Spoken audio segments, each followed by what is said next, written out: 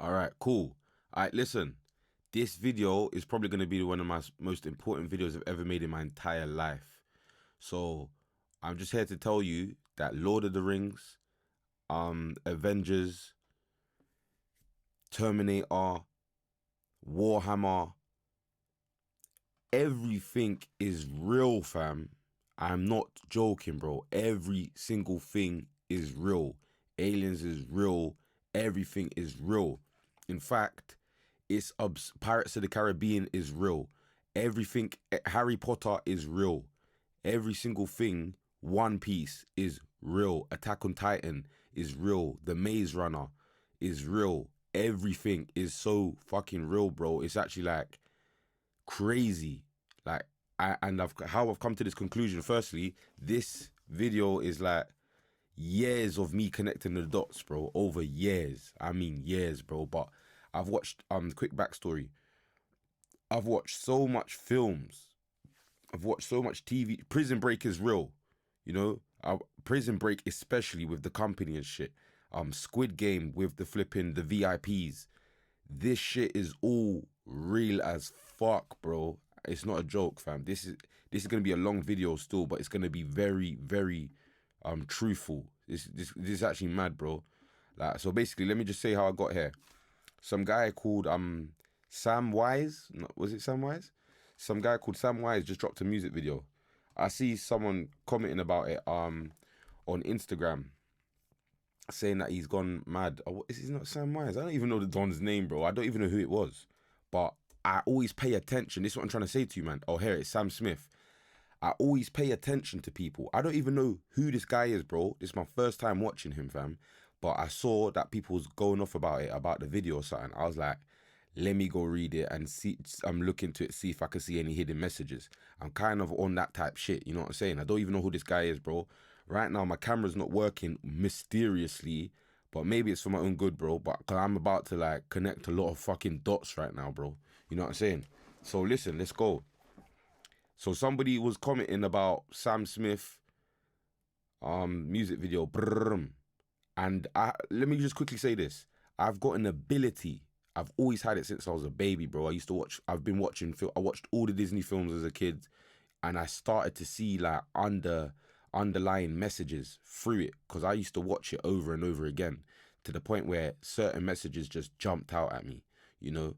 So as I've got older now, it's like I can just see messages in like everything they're putting around us, like in terms of movies, even video games like Call of Duty Zombies. I can hear the messages. Like I can hear when they're talking to you. And when I say them, I'm talking about the VIPs, the elite, the company, the Death Eaters. You know what I'm trying to say, bro? And it's always everywhere. They put it everywhere, bro. But they put it in plain sight. So it's like you think it's fake, but it's realer than life that we live in. It's real as fuck, you know? So we're gonna get into this, bro, but like life is magic. That's what I'm trying to say, bro. Life is magic. So anyway, let's get to it. It's like serious shit, bro. This is a very, very important video. Like very important, bro. Like this is gonna be packed with like messages, and it's gonna be lengthy. So grab popcorn, grab your grab juice, whatever you do. We're gonna like connect dots, bro, like real dots that I've been connecting anyway, but like this is going off, bro. I've actually clocked it even more. So listen, as I was just saying, now let's get back to it. I was on Instagram. I see some guy going off about Sam Smith's new music video, saying how he's gone too far. I was like, he's probably got messages in it. I'm clicking it now. Bang. I see a comment in here that looked very interesting. Remember I said I can see truthful things. Yes? I have an ability to see the truth. So I click it. Let's watch this video together. One sec. Let's get this. One sec. Oh no. I want to get my audio right. One moment. Oh, don't piss me off, man.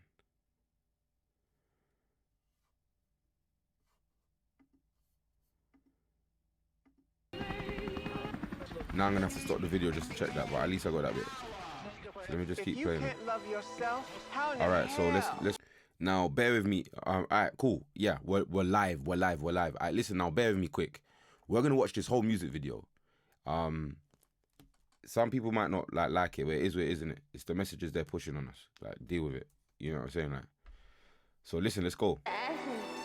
I'm going to tell you, remember I've been watching bare shit. I'll tell you everything what's good, bro. My opinion, anyway. Let's go. Everybody's looking for somebody, So they're just basically just pushing that. You know what they're pushing, man. Pushing that masculinity to femininity. And it's a beautiful song. Listen, this song's hitting. Let me just say this as well, bro. All of the songs, like, look at this building firstly. I'm gonna get to this right now. But all of the songs that come out that hit is because they're spreading messages. It means like they're opening up new portals for new energies to push humanity in that direction. Do you know what I'm saying? It's like it's a shift in energy on the planet. So this is going to shift energy on the planet. Like Drake, YOLO, you only live once. That shifted energy in the planet. You know, Chief Keef, what is it called? Bitches love so. Or I hate being sober. You know, that pushed intoxication. Chief Keef's other songs pushed mass murder. There's always like an energy, so it's like a demon energy in the air. Like, do you know what I'm saying? There's like a demon energy flowing through the air, bro. So Chief Keef did it. Everyone contributed. Like Young Thug contributed to like the feminine energy in the hip hop community. Do you know what I'm trying to say? It's like, and Lil Uzi. Lil Nas X, do you get it? But the song will always hit because like the devil is like a beautiful musician. Do you know what I'm trying to say? So let's get it for real, man. This is actually some real shit, bro. This is probably the realest thing I'm ever gonna make. Let's go.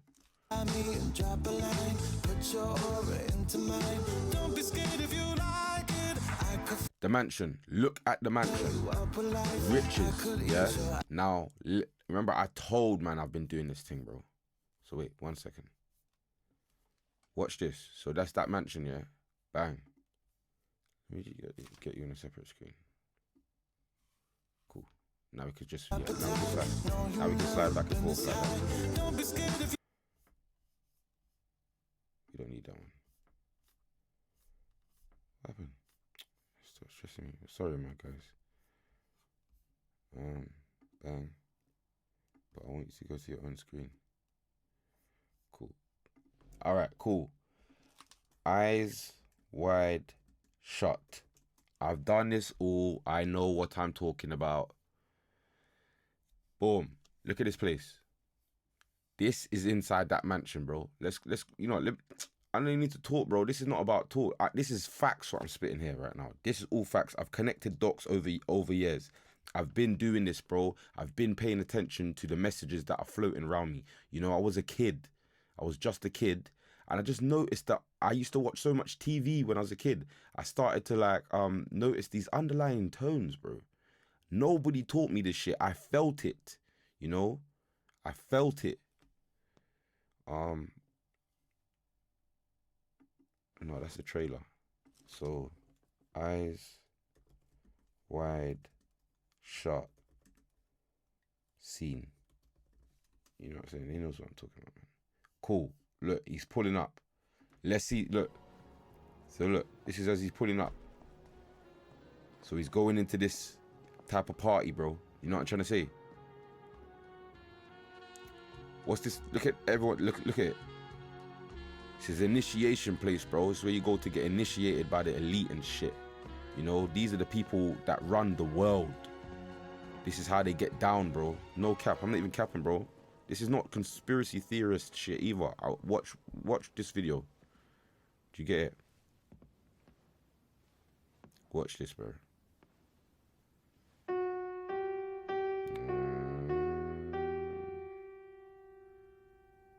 Demons. Look at the demons, them.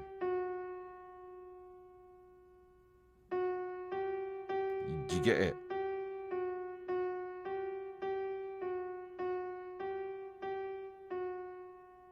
You think this That's another thing I need to say. As we're going into this video, bro, we need to go in knowing this one thing is for certain. Humans aren't as imaginative as we would like to think. Meaning, do you think humans can sit here and just imagine whatever the fuck they want? To a certain degree, yes, they can. To a certain degree, no, they can't. Do you think it's just happens to be that some human imagined flipping a creature that lives in the ocean that half of the top is as a human and half of the bottom is a fish, and we call it a mermaid? You think man's crazy? Humans aren't as imaginative as we would like to think. Do you know what I'm saying?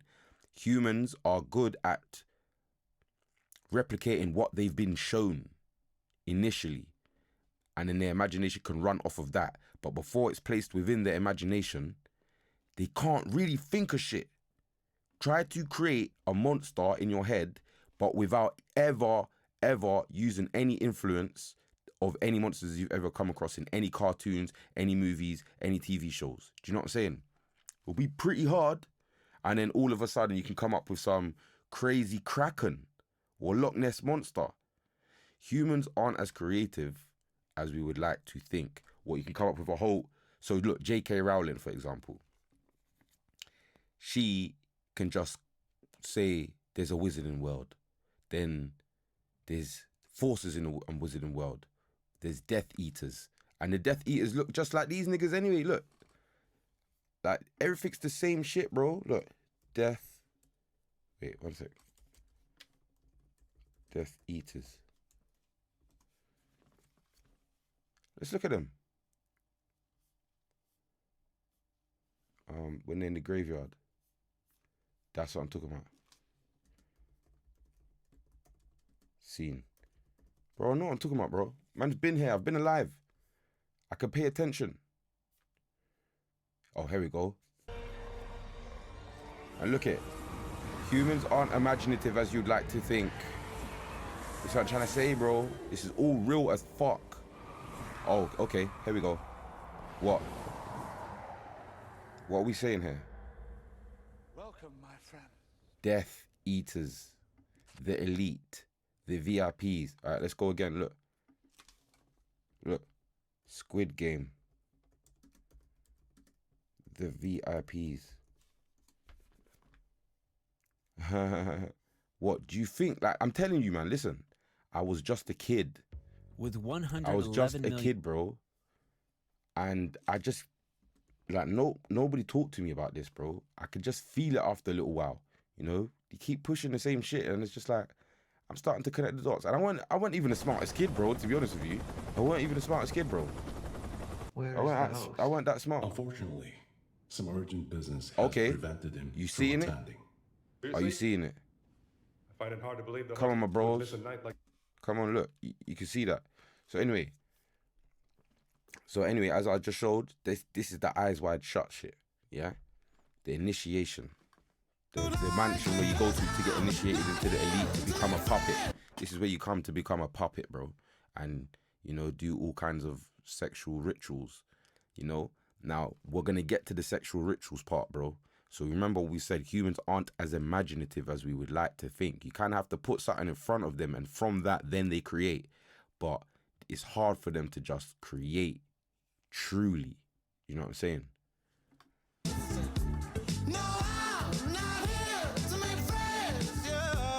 And this song's hitting. God knows it's hitting. This song's hard. It's edited so good. I'm just being honest, baby. I just need a partner when the lights come on. And the video's so good. 30 almost got me and I'm so over. But it's got messages in it. Read the messages. That's what I'm telling, man. There's messages, bro. So if you want it bad tonight, come by me and drop a line. Look at all this, bro.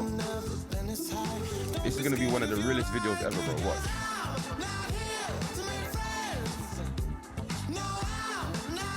You can feel it, man. Just pay attention to your spirit.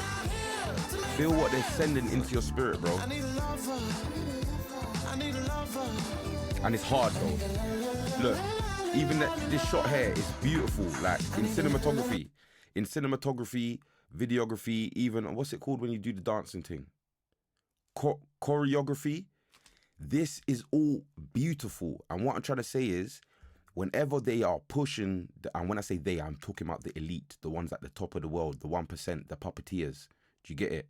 I'm talking about the puppeteers, the head of the snake. Do you get it? I'm saying whenever they are pushing something, they make it so beautiful. Do you know what I'm saying?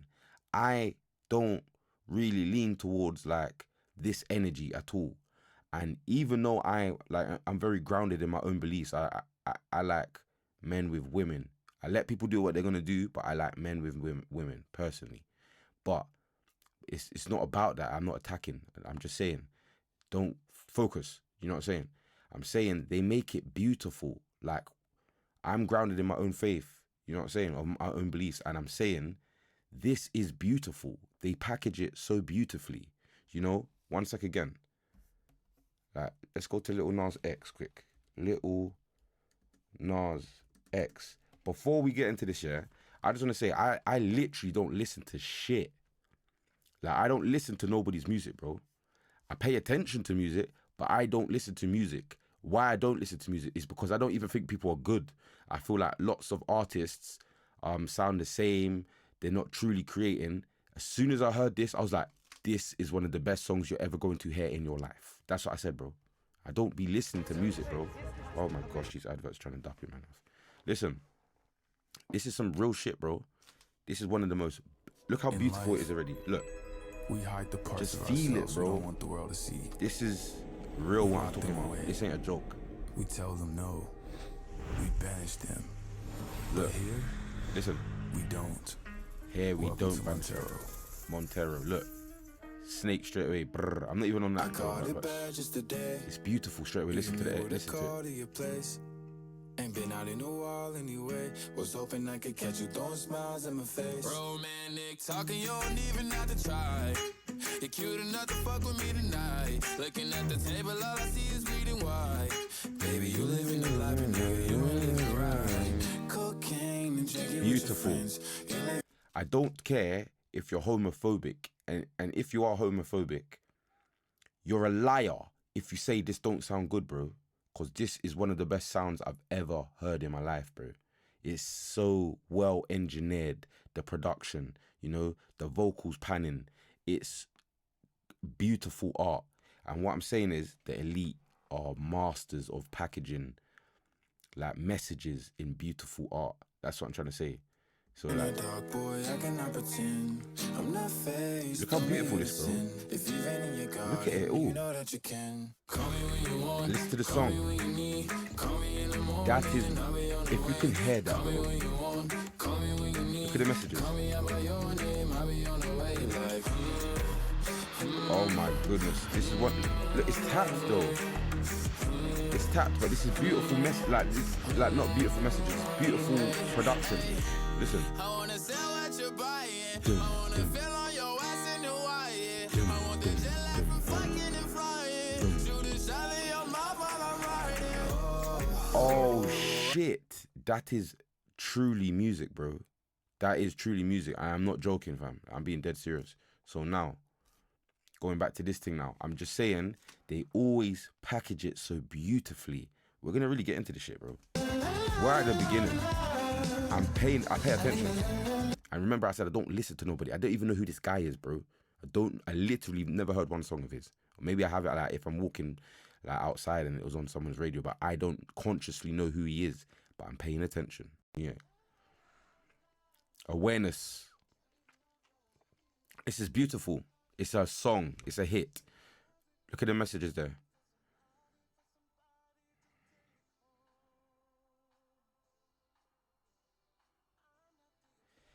It's trying to be so seductive, but it's an attack. This is what I'm saying, bro. This is actually a spiritual attack. This beautiful piece of art is a spiritual attack, along with this beautiful piece of art. They are both spiritual attacks. They are attacking like your chakras. No cap. It's literally here to clog up your third eye and, you know, really just fuck up your chakras, bro. Like make your spirit lean in a way it wouldn't actually lean towards. because it hasn't been stimulated. Like they're using all of these methods of like color editing. Like so they what's it called?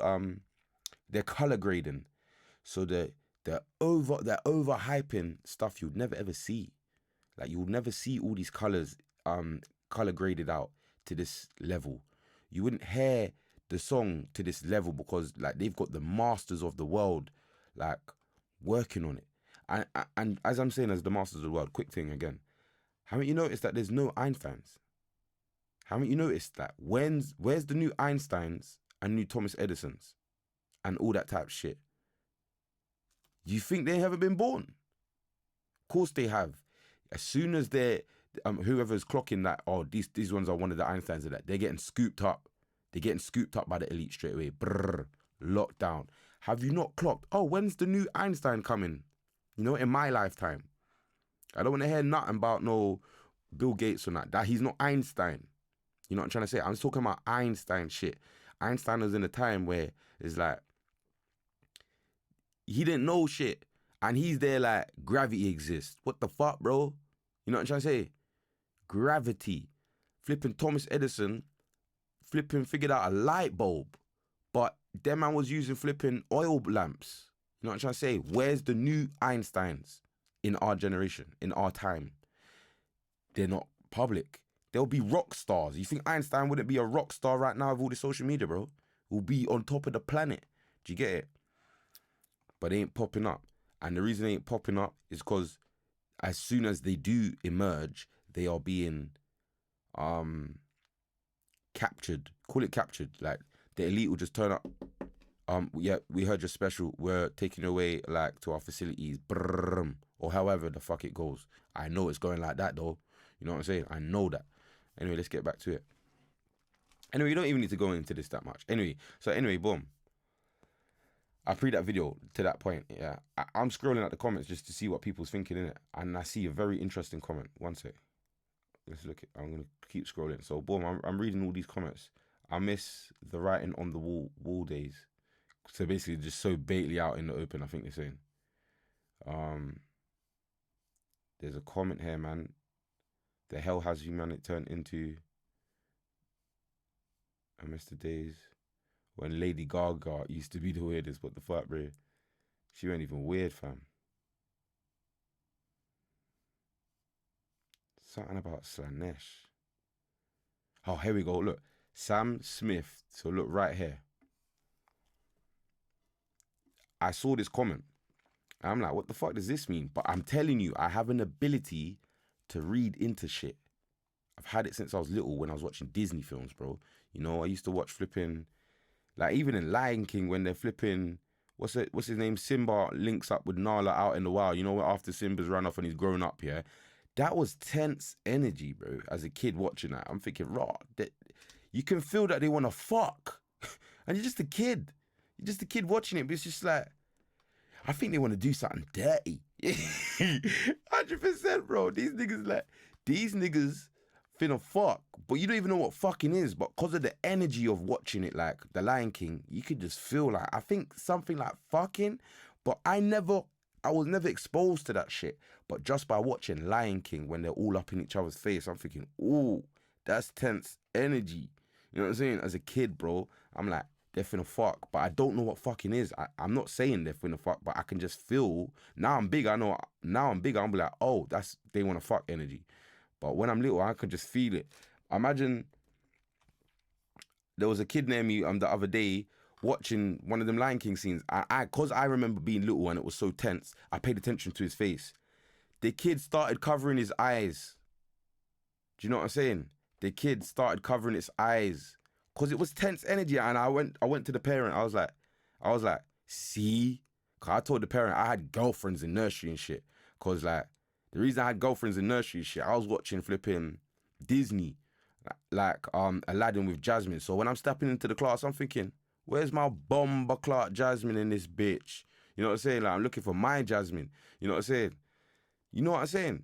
So it's tense. It's really tense energy. So anyway, someone wrote this. Sam Smith managed to awaken Slanesh all by himself with just this one music video. This is what caught my attention. That's what caught my attention. I was like, that just looks deep. As soon as I saw that, I was like, that looks like something deep. Out of all these comments, bro, look, out of all of this comment, big up yourself, Joe Tapson. Let me go. I haven't even clicked this bit. Let me see this. For the Emperor, Slanesh. Slanesh is the god of chaos. Cool. I saw that. I was like, Slanesh sounds funny. So I'm like, let me go see what I got. So I clicked here. This is what I did. Let's go see what Slanesh is, guys. Follow the rabbit hole, bro. This is all I'm doing. I'm feeling like Neo. I'm just following the rabbit. You know what I'm saying? I feel like Neo. Yeah. All right, cool. I'm thinking, so let me click some images quick. I'm like, looking like some tap shit. I'm like, yep, sounds kind of about right. So I'm trying to look at it. I don't know what the fuck Warhammer is. Just now is my first time ever seeing this. I click this. I'm like, all right, cool. You're looking like some succubus, demonic, feminine, rapist type energy. That's what I was getting it from it. Because, like, you can see this, like, the nipple out. But this, I was like, what is this about? This reminds me of Davy Jones's hand from Pirates of the Caribbean. I was like, all right, next. I was like, all right, cool. I can see it can command in, I see this is the boss. You know what I'm saying? I was like, this is the boss. It's in control. I'm clicking around just to get for a feel. What is this? I see it again here. I was like, all right, let me read it quick. So I'm here now. I'm like,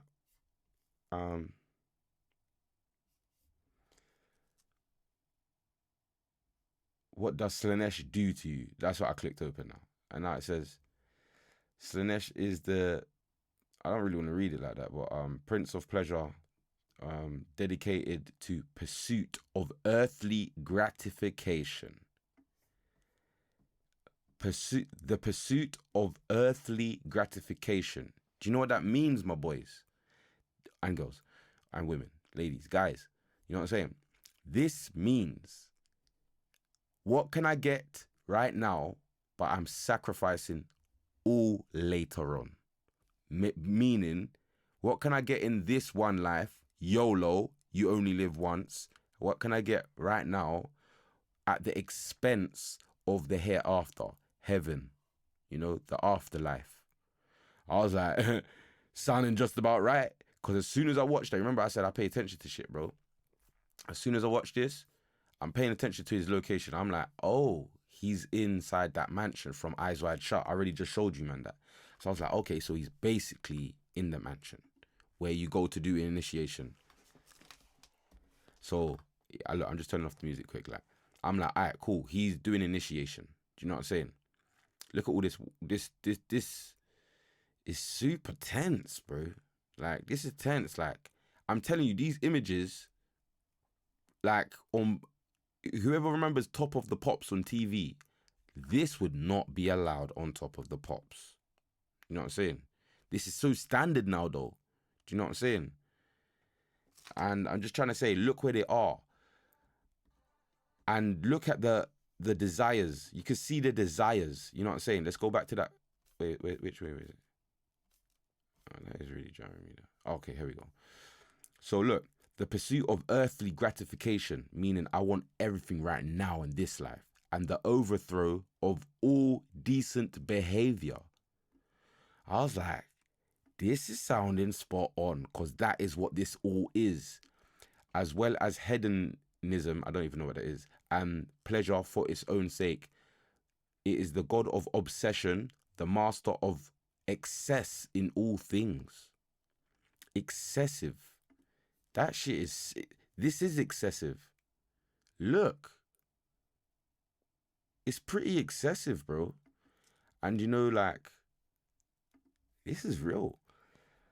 The master of all things, the master of excess in all things, and from gluttony to lust to megalomania. I don't even know what megalomania is, but gluttony to lust. This is incredibly lustful. You can see their desires on their faces, bro. Do you know what I'm saying? Look, they have connected to it, the demon, Do you know what I'm saying? They've connected to the demon, bro. It's beautiful though, and they always will make. They will always make it beautiful. You know, even in like photography, videography. Boom! Look, they got a beautiful frame in the frame. You know, it's just beautiful. It's beautifully made. Diagonal lines. It's beautiful. This is so beautiful. And look at the gluttony and lustful behavior. This is look how gluttony and lustful that is. So when I saw that, I remember I didn't know none of this, bro. I'm just saying, keep rocking me through this video, cause we're finna turn up right now. I'm at the very beginning. This is the intro. We haven't started yet, bro. I'm really finna lay down years of connecting dots. I'm just connecting the dots. Remember, I said I was just a kid watching TV. I've just been put in the world. I was born. I'm in front of a TV, and as I've gone into the TV, basically, I just started to notice underlying themes popping up everywhere. I'm thinking, keeps showing up. You know what I'm saying? As a kid. And now as I'm an adult, like I keep still seeing it, but now I'm more wise to know, I think they want this. So anyway, boom. That's so cool. Now I see that I see this Slanesh thing. I'm thinking, that sounds so accurate. I want to know a bit more. Cause, you know, the overthrow of all decent behavior, the pursuit of earthly gratification. I was like, I want to know more. And this is what I'm saying. I'll see through to the truth, bro. Then I type this in. Now this is when we're beginning. So the intro is over now. That was just the intro. Wait. Warhammer. I don't know what Warhammer is, bro. I've never even heard of it, bro. Warhammer story explained. I'm just going straight to that. 'Cause I'm thinking, I need to know more. Let's go. Stop it. I'm so happy that I can make my points, because I used to watch this shit when I was younger. I used to watch this. I was like, I want to be able to say what I'm thinking of it, and I never could. But now I got OBS. I'm like, oh my gosh, I can finally do it now. Do you know what I'm saying? So we're really finna get into it now. Now we've begun. Let's go.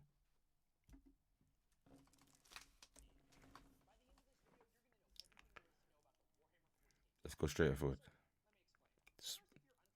All right, cool. Listen.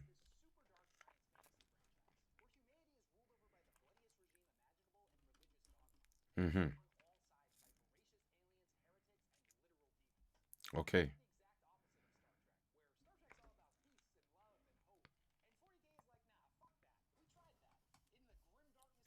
Wait. Why are you trying it? Why are you trying it, bro? Yo.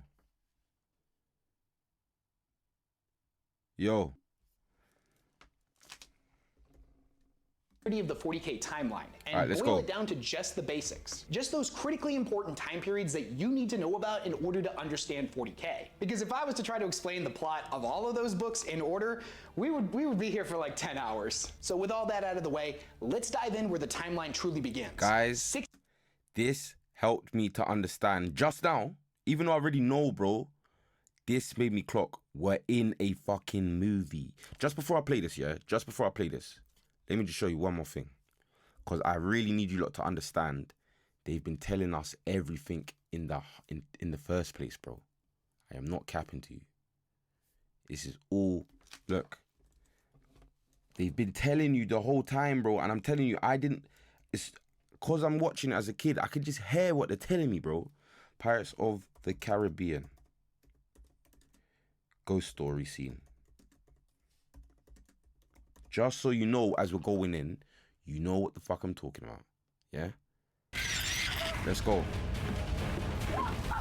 Look! The moonlight shows us for what we really are. Okay.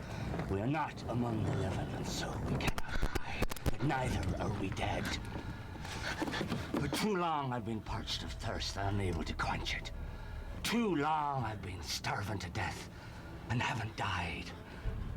I feel nothing. Not the wind on my face, nor the spray of the sea, nor the warmth of a woman's flesh. Truth. You best start believing in ghost stories, Miss Turner. You're in one. We are Miss Turner. Right now, as the viewers, we are Miss Turner. We are Miss Turner. Do you understand what I'm saying, bro? Keep watching.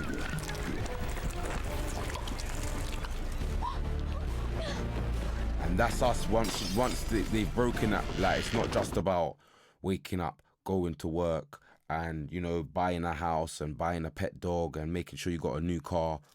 That's a petty human life. However, we are in the universe with galaxies. Do you get it? Cosmos. Possibilities of aliens and shit, which are absolutely 112% real. And I don't watch no conspiracy shit. Like, I'm saying, like, how could there not be aliens? Do you not understand how much... We're just one little speck right now, bro. Just so we can go in, because this is about the world we live in, bro. So I need to make sure we are all really understanding what I'm saying, bro. Listen, I'm going to type in the observable universe, yeah? Gang, let's go. Look at what we are in. Just pay attention.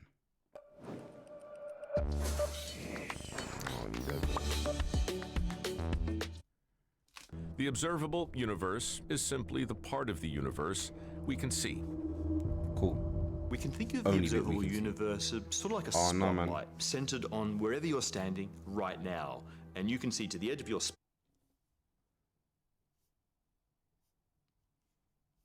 Was it? Alright, cool. Watch this. Just making sure we all following. Just keep following, bro. This ain't no bullshit. Earth. Obviously you don't know. This is deep.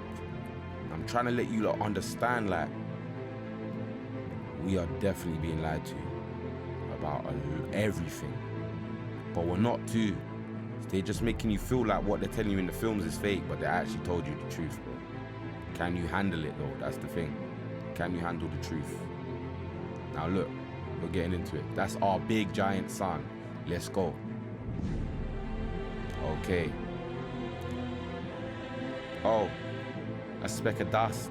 What, the sun? It's a speck of dust? Okay. Look, like that little white pebble. Look, that's us. The whole entire world in our minds. But look, there's another white pebble. There's more white pebbles. Pebble, pebble, pebble, pebble, pebble, pebble, pebble. What the fuck? Are you understanding? Let's keep going. Oh, what's this? The cluster. Oh, so what? We're like one little speck inside that thing. That is called one galaxy. One galaxy. Now, oh, what's that there? That's another galaxy. Another galaxy. What, that's a galaxy? Oh shit, there's galaxies. Oh, what? We're inside that galaxy, but there's more galaxies. What the fuck? So, how big is this shit we're in? Wait, stop it. I feel too small, bro. Look. Oh, more specks? But that galaxy was the whole world now. What the fuck? There's more specks of cloud. Oh, shit, bro. Oh, shit. What the fuck is this we're experiencing, bro? Are we alive? Oh, shit. We are in the observable universe, and we can. This is all we can observe. That little speck. Aliens exist indefinitely. Indefinitely. No way around it. Do you understand? Think for yourself. Use your mind. Do you know what I'm trying to say? And we're back.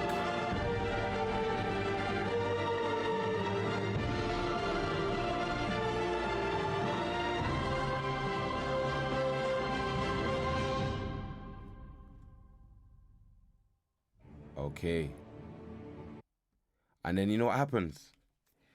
We're running around like, oh, did you hear that the new gossip on TV? Oh, did you hear that Tory Lanez has gone sent to prison because of Meg Thee Stallion?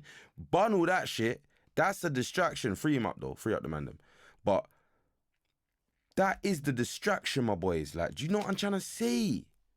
Did you just feel that observable universe experience, bro? So Now you can feel it a bit more as we go into that next video now, because I want you lot to be really with me. Like, be with me. Like, have a very open mind right now, bro. Because I am really going to put shit into place for you right now. Like, easily. Because why is this thing trying to glitch on me? Like, I've been watching TV and I felt all the messages they want me to feel. Why has it come off, man? Warhammer storyline. Let's get into the Warhammer storyline now. Yeah? Let's go. This is going to be, I told you, this is going to be one of the most important videos you watch in your life. Let's go. Adverts are crazy though. Let's go. Even believe they existed, and they hadn't been officially classified as a variant of. So remember, we're getting into it now. This Warhammer shit, I don't know what it is, but whoever came up with it was very knowledgeable, and they tapped into the subconscious. They tapped into the God mind, the hive mind. If you read Maximum Achievement or Think and Grow Rich, you know exactly what I'm talking about. Us human beings have like a power. We can tap into a pool of energy, you know? Even in Attack on Titan, they call it the paths. Oh, they're boying it. It was only pause, bro. In Attack on Titan, they call it the paths. In the avatars, the little blue shits, they call it AWA, where they're all connected through AWA. We are doing that right now, by the way. We have some invisible connection. I think in Think and Grow Rich, they called it the ether. In Attack on Titan, if you know about that anime, it is called the paths. All Eldians are connected in the paths. Same shit for us, bro. No different. This is what I'm trying to say. They're putting everything in films. Or if you watch Avatar Aang, or Avatar Korra, they had the Banyan Grove tree. Do you know what I'm trying to say? And look, I've really watched it, and I've just connected all the dots, bro. The Banyan Grove tree, the hive mind, like whoever came up with this shit connected to AWA, the hive mind, the paths. The paths is beyond time.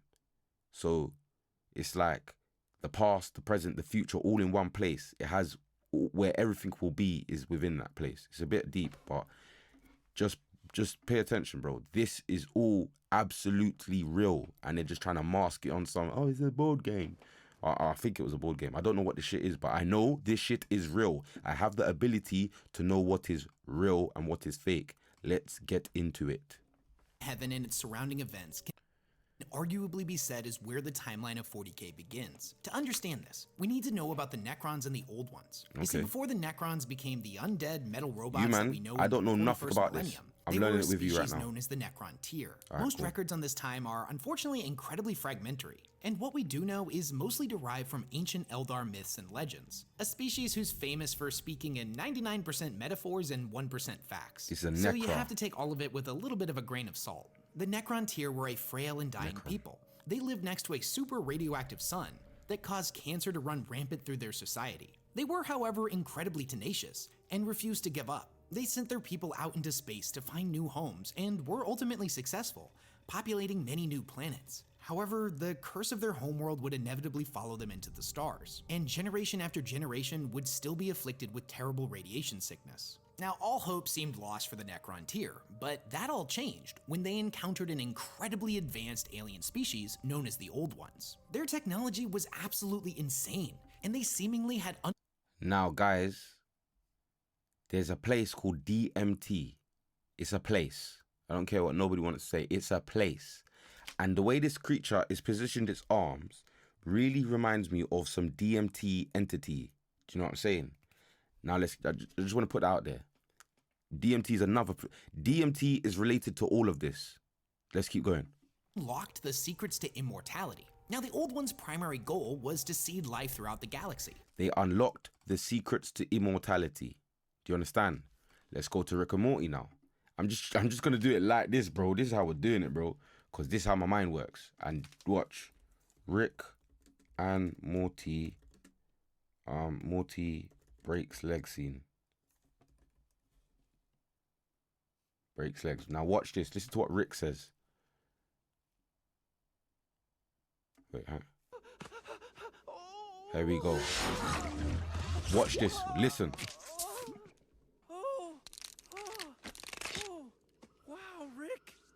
stuff just healed my broken legs instantly. I mean, I've never felt so good in my life. Thank you.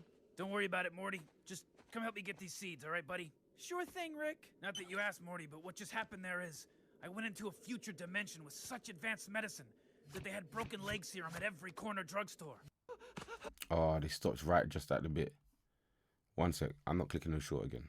It's right here, though. Now watch this. You really did a number on your legs right I'll just now. I'm keeping it short. turn They the say I'm shoes not. on, I'm Morty, gonna for be the respect work. everyone's time here. Yeah, look, I turned mine on. I had no problem getting down here. It was What the hell? leisurely breeze. I'm in a lot of pain, Rick. Yeah, I can see that. But do you think you'll still be able to help me Come on, man. collect my seeds, Morty? Are you kidding me? That's it, Rick. That's the last straw. I can't believe this. I'm sitting here with both of my legs broken, and you're still asking me about getting those seeds? Oh, ow, ow. You're a monster. Oh, You're like it's Hitler, not showing but it, man. Hitler cared about Germany or something. Okay, hold on. Because just a look, his second. legs. I think they just looped that, bro. Anyway, let me just quickly say it for you, innit? But it would have been good for Rick to do it. I can't find the scene, but Rick basically says he went ahead into a multi-dimension, and he linked a civilization that's halted the age process, and therefore they look young, and they have never ever seen nobody that looks old. So when he got there, they looked at him like, what the fuck? There's an old creature here. They've never seen nothing old before. Do you get it? Let's go. Placing microscopic So organisms let me wheel was it back. absolutely insane. Now, all hope seemed lost for the Necrontyr, but that all changed when they encountered an incredibly advanced alien species known as the Old Ones. Their technology was absolutely insane, and they seemingly had unlocked the secrets to immortality. Now, That cube that it's holding reminds me, incredibly reminds me of... incredibly advanced alien species known as the Old Ones. Their technology was absolutely insane. That reminds me of a Tesseract from Avengers.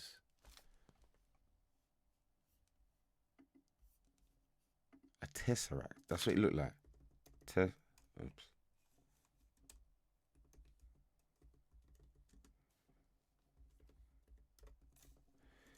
Do you think shit just keeps popping up for no reason by accident? Is that how you're thinking? The Tesseract. Is that what you think? They keep pushing all the shit in your face and you just be like, they'll never notice. Maybe some people won't, but not on my watch. I'm making shit And they niggas clock. seemingly had unlocked the secrets to immortality. Now, the Old One's primary goal was to seed life throughout the galaxy, placing microscopic organisms on barren worlds across the cosmos that would later develop into fully sentient immortality. Now, the Old One's primary goal was to seed life throughout the galaxy, placing microscopic organisms on barren worlds across the cosmos that would later develop into fully sentient species. Reminds me of Star-Lord, you know, the dad. And so in Guardians of the Galaxy, Star-Lord, his dad was like this alien that went to different universes planting a seed, and that seed took over the planet because XYZ. Do you get it? Listen to what that said. Do you get it? Do you think these men are just doing plagiarism and just copying each other's shit and recycling it? No, that is way too simple.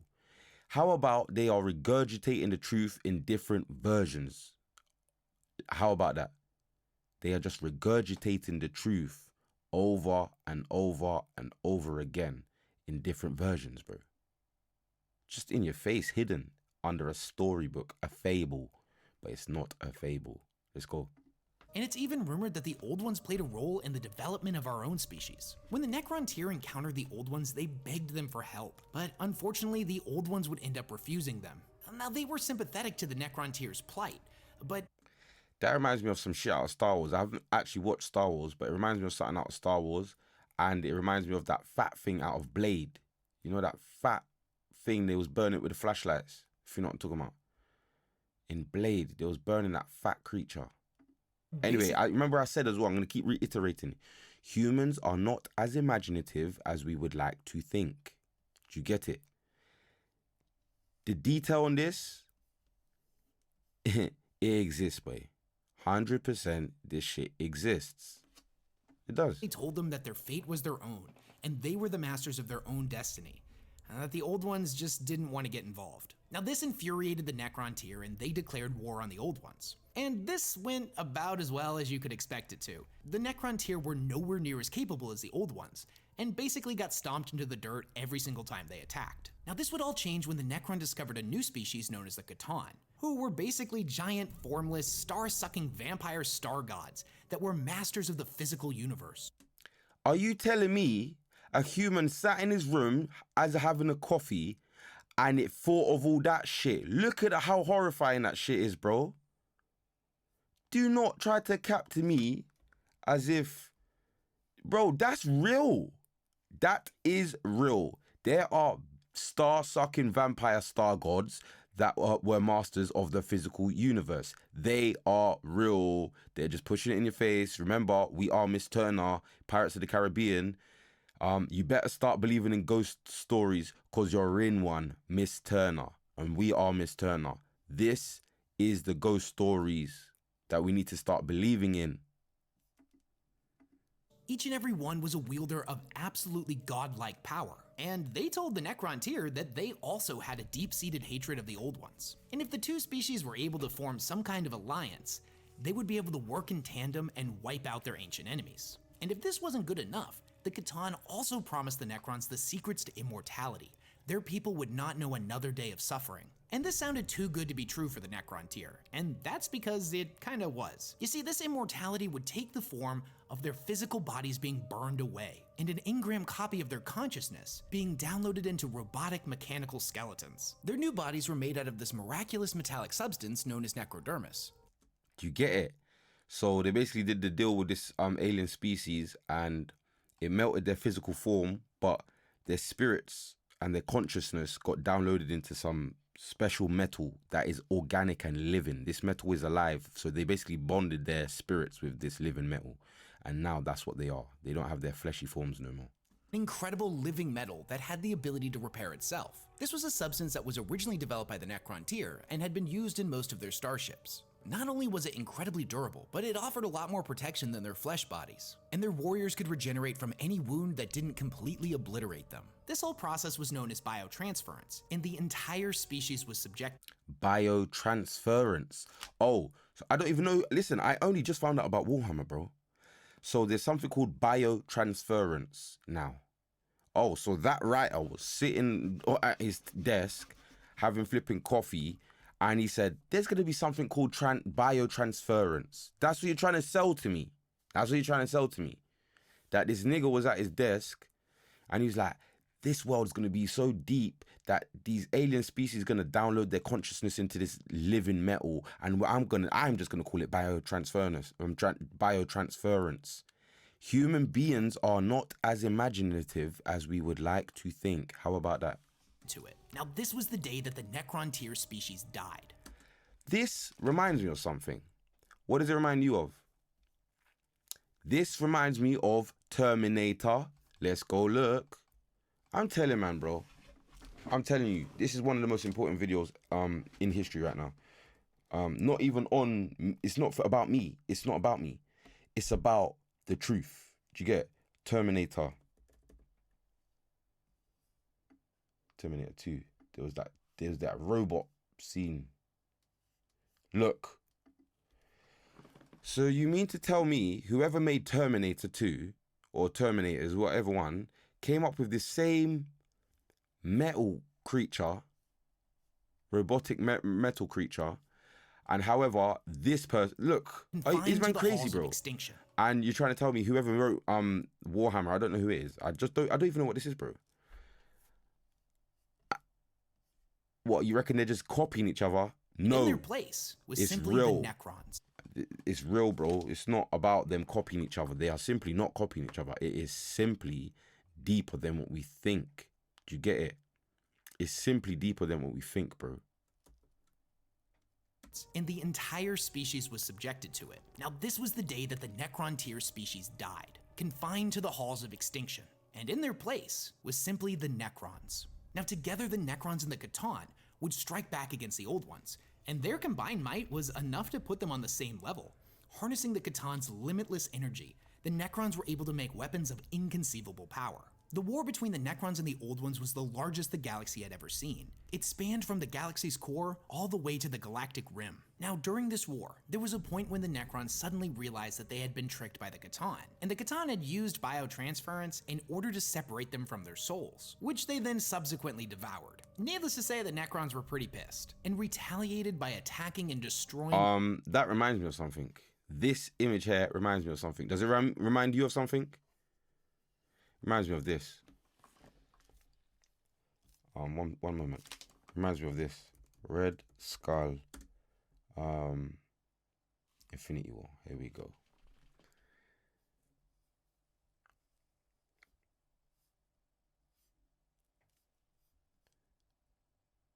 Yeah, it reminds me of this. Here we go. Oh, don't you see it? Oh, don't you see it?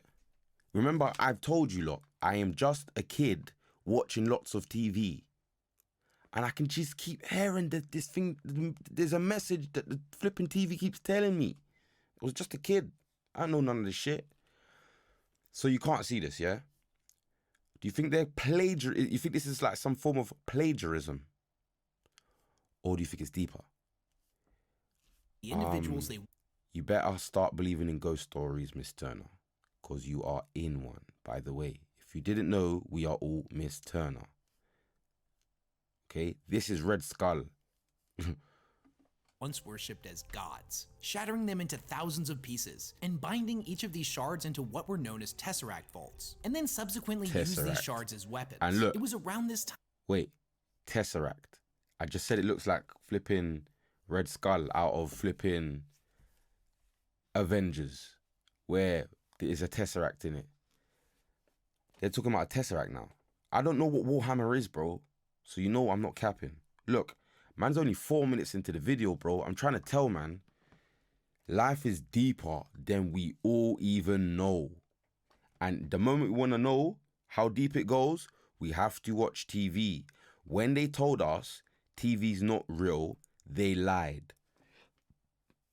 TV's real as fuck. TV's real as it gets. TV, the little cartoons, the monsters, it's as real as it gets. It's the truth. It's just, can you handle it? Let's go. Worshipped as gods, shattering them into thousands of pieces, and binding each of these shards into what were known as Tesseract vaults, and then subsequently used these shards as weapons. It was around this time that the Old Ones created 2 new races to help fight against the Necrons. These would be creating 2 new races to fight against the Necrons. The Orcs and the Eldari. It reminds me of, oh shit, look. Massive Hulk. Orcs. I was just about to say, it reminds me of Lord of the Rings, when they made the Uruk-hai. The Uruk-hai. You know, there was Orcs and Uruk-hai, which was like orcs like corrupted by dark magic or some shit. And in this now, something that's supposed to be completely separate universe, Asadem Se, it's got the same thing. They breeded some species and they've called them orcs. Is that plagiarism? There's a Tesseract. There's this nigga that looks like the Red Skull. Is that plagiarism? At what point do we not correlate? This shit is real. At what when? Frequently use these shards as weapons. It was around this time that the Old Ones created 2 new races to help fight against the Necrons. These would be the Orcs and the Eldari. One being massive hulking brutes that were the ultimate physical specimens, while the others were master psychers. Every single one being in tune with the warp and able to bring about enormous ruination by— That looks like Star-Lord even, out of Avengers. No cap. Wait. That looks like Star-Lord and it looks like Iron Man. Star-Lord. Yeah, whatever one you want to click on. No, when he has his mask up. Where's his mask up? No, that's so small. Hey, look, here we go. It looks a bit like Star-Lord's mask. A bit. It looks a bit more like handling its power, but I know what I'm saying. With their mind. So that looks like Iron Man and Star-Lord to me. To point out that— oh, this thing's trying to glitch on me, guys. And then it looks like Iron Man. You know what Iron Man looks like, but I'm just showing you so you understand and overstand. You know what I'm saying? Look, Iron Man.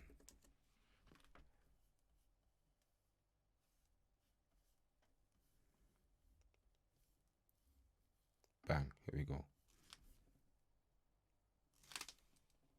You can see it. Look.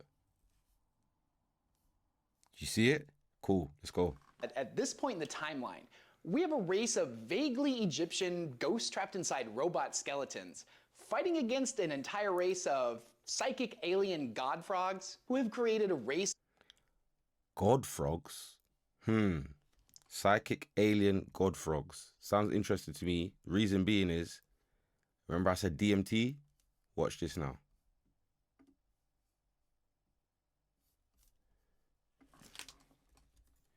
Mr. Frog, DMT.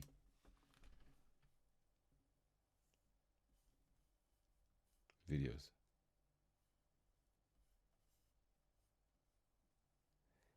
It's the secrets of the psychedelic toad. Basically, when people like be on DMT, they see this frog, they see this toad, and everyone calls it Mr. Toad. Do you know, in the DMT community, everybody calls it Mr. Toad. So, do you get what I'm trying to say, bro? I know we have a race of vaguely Egyptian ghosts trapped inside robot skeletons fighting against an entire race of psychic alien god frogs who have created a race of space wizards and space orcs in order to fight the undead robots. 40K can get pretty wild sometimes. Now, the devastation that was brought on by the war... Did you hear what he just said, bro? 40K, which is Warhammer, can get pretty wild sometimes. They say it sounds so crazy. Does it? Does it really sound so crazy? That's literally how they want you to think, like what you just said. Listen. Frogs who have created a race of space wizards and space orcs in order to fight the undead robots. 40K can get pretty wild sometimes. No. Don't be that guy who overlooking the truth, bro. The truth is just spewed in his face, like in the maddest way. And what he had to say about it is 40K can get pretty wild sometimes. Oh shit. The devastation that was brought on by the war in heaven reached not just the old ones, the Necrons, the Eldari, and the Orcs, but there were tons of other civilizations that were living peacefully in the galaxy as well.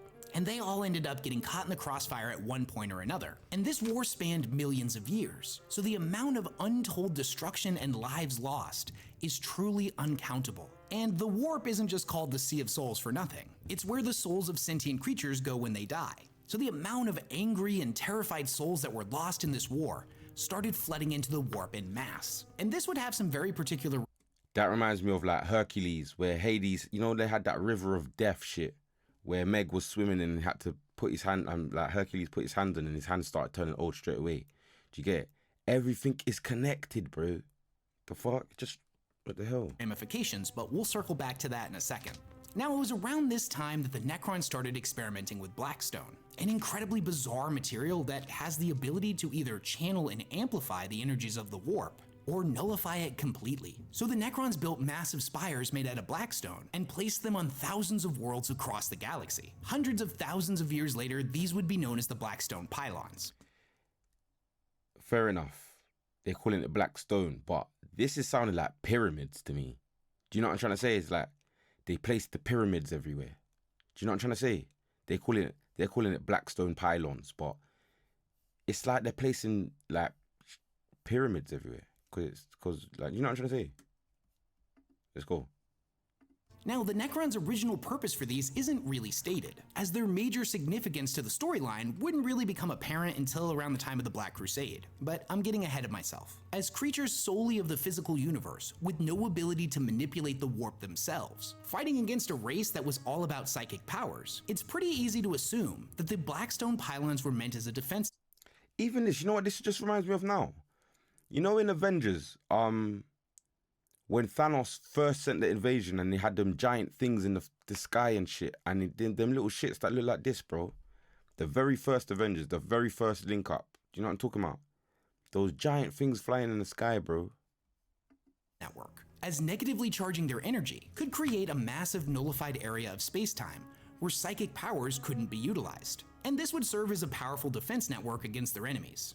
So it's at this moment during the War in Heaven when the warp becomes incredibly important to the storyline. Up until this point, the Immaterium or the Sea of Souls had been a rather tranquil place. You see, the warp is a mirror universe, a reflection of our own, but it's a realm of emotion, rather than tangible substance like that found in the physical universe. Now, there had been sentient species across the galaxy for a pretty long time at this point, and there had certainly been wars and hatred and anger and all of those negative emotions, but they had never existed quite on this scale. A single planet that has a bunch of people that can't really get along and a bunch of negative feelings isn't quite the same thing as a galaxy-spanning war, and the absolute massacre of an Now, this reminds me of this. This reminds me of Avatar Korra, when the spirits started getting corrupted. Avatar Korra, spirits corrupted.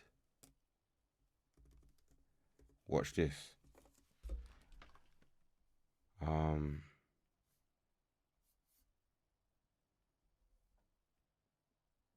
Okay.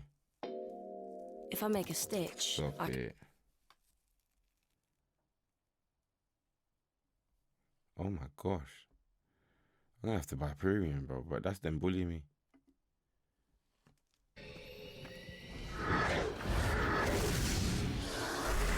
No, this is not it. But there's just trust me, everything I'm telling you is real. Do you get it? I can relate it everywhere. Look, the spirits get corrupted like this. It's just like it, bro. If you know what I'm talking about, follow the white rabbit I'm laying before you. Conceivable amount of people across the entire galaxy for a massive period of time caused the warp to become incredibly unstable. The peaceful creatures that lived in the Sea of Souls were twisted into horrifying nightmares. And during the events of the war in heaven, the warp became the realm of chaos. And if that wasn't bad enough, the psychic allies that the Old Ones had created for themselves, who were directly acting as conduits for the warp, would end up tearing holes in reality and causing what was known as the Enslaver Plague. Massive amounts of these warp-born monstrosities, known as enslavers, ripped into our universe and spread out across that was called an enslaver reality and causing what was known as the Enslaver Plague. Massive amounts of these. That looks so familiar to me, and you know why?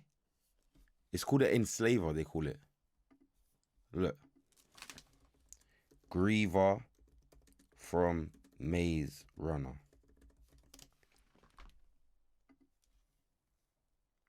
What the fuck? Don't that shit look like that, bro? Don't that shit look like that, bro? Look. Warp-born monsters.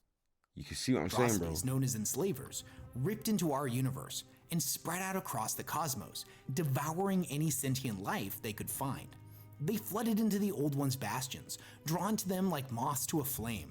The Old Ones in their weakened state were in no position to fight them off, and it is believed that they went extinct. Now, admittedly, everything gets kind of blurry here, and we're not 100% sure what exactly happened to them. But after the war had concluded, the Necrons were left in a fractious state. They had taken inconceivable losses, and the Eldari had risen to power and were slowly expanding and taking over the galaxy. If the Necrons had tried to fight them after an all-out war with the Old Ones, they more than certainly would have perished. So the Silent King ordered them to go to sleep within their tomb worlds and set the timer for 60 million years. He believed that by this point the Enslaver Plague would have run its course, and would have dissipated back into the warp. Also, the Eldari... What I love about this, yeah, basically this race is going to sleep for 60 million years. Which introduces you to the concept of there's species that are able to do that. Like, we can't even sleep for a week if we want. There's species that can go to sleep for around 60 million years, bro. And then, like, we just think, oh, there's nothing about. Bro, how do we know he's not sleeping for, like, 60 million years or some shit? We don't know when he's going to wake up. You know what I'm trying to say? Let's go. Surely would have died off by then, and whatever species was left over to inherit the galaxy wouldn't be ready for the godlike creations of the Necrons, who would then reclaim what was rightfully theirs. Now, the time between the war in heaven and the rise of humanity is a time mostly dominated by the Eldar, who were left to inherit the galaxy after the war had concluded. They knew a time of peace like no other, as every other sentient species had no hope of challenging. That reminds me of, like, Galactus. And look at this, look at this. So you're telling me the little guy that's at his desk are drawing the same shit that's in Harry Potter, the Deathly Hallows and the All-Seeing Eye and the Eye of Mordor. Is that what you're trying to tell me? So they could pretty much do whatever they want. Now, here's the thing about being immortal. That reminds me of Galactus. And having no wars Why to are you fight. doing that? You gotta... Let me just type in Galactus quick. Galactus. It don't work like this, bro. Look. Galactus, bro. Can you see that? Oh, the frame's gone. One sec. You can see it, bro. It's like a Galactus type being. Every other This sentient shit species had no out hope here. of challenging them, so they could pretty much do whatever they wanted. Now, here's the thing about being immortal and having no wars to fight. You got a lot of free time on your hands, so the Eldar got really into the arts and other leisure activities, pursuing pleasure instead of violence. Now, this started off normal enough.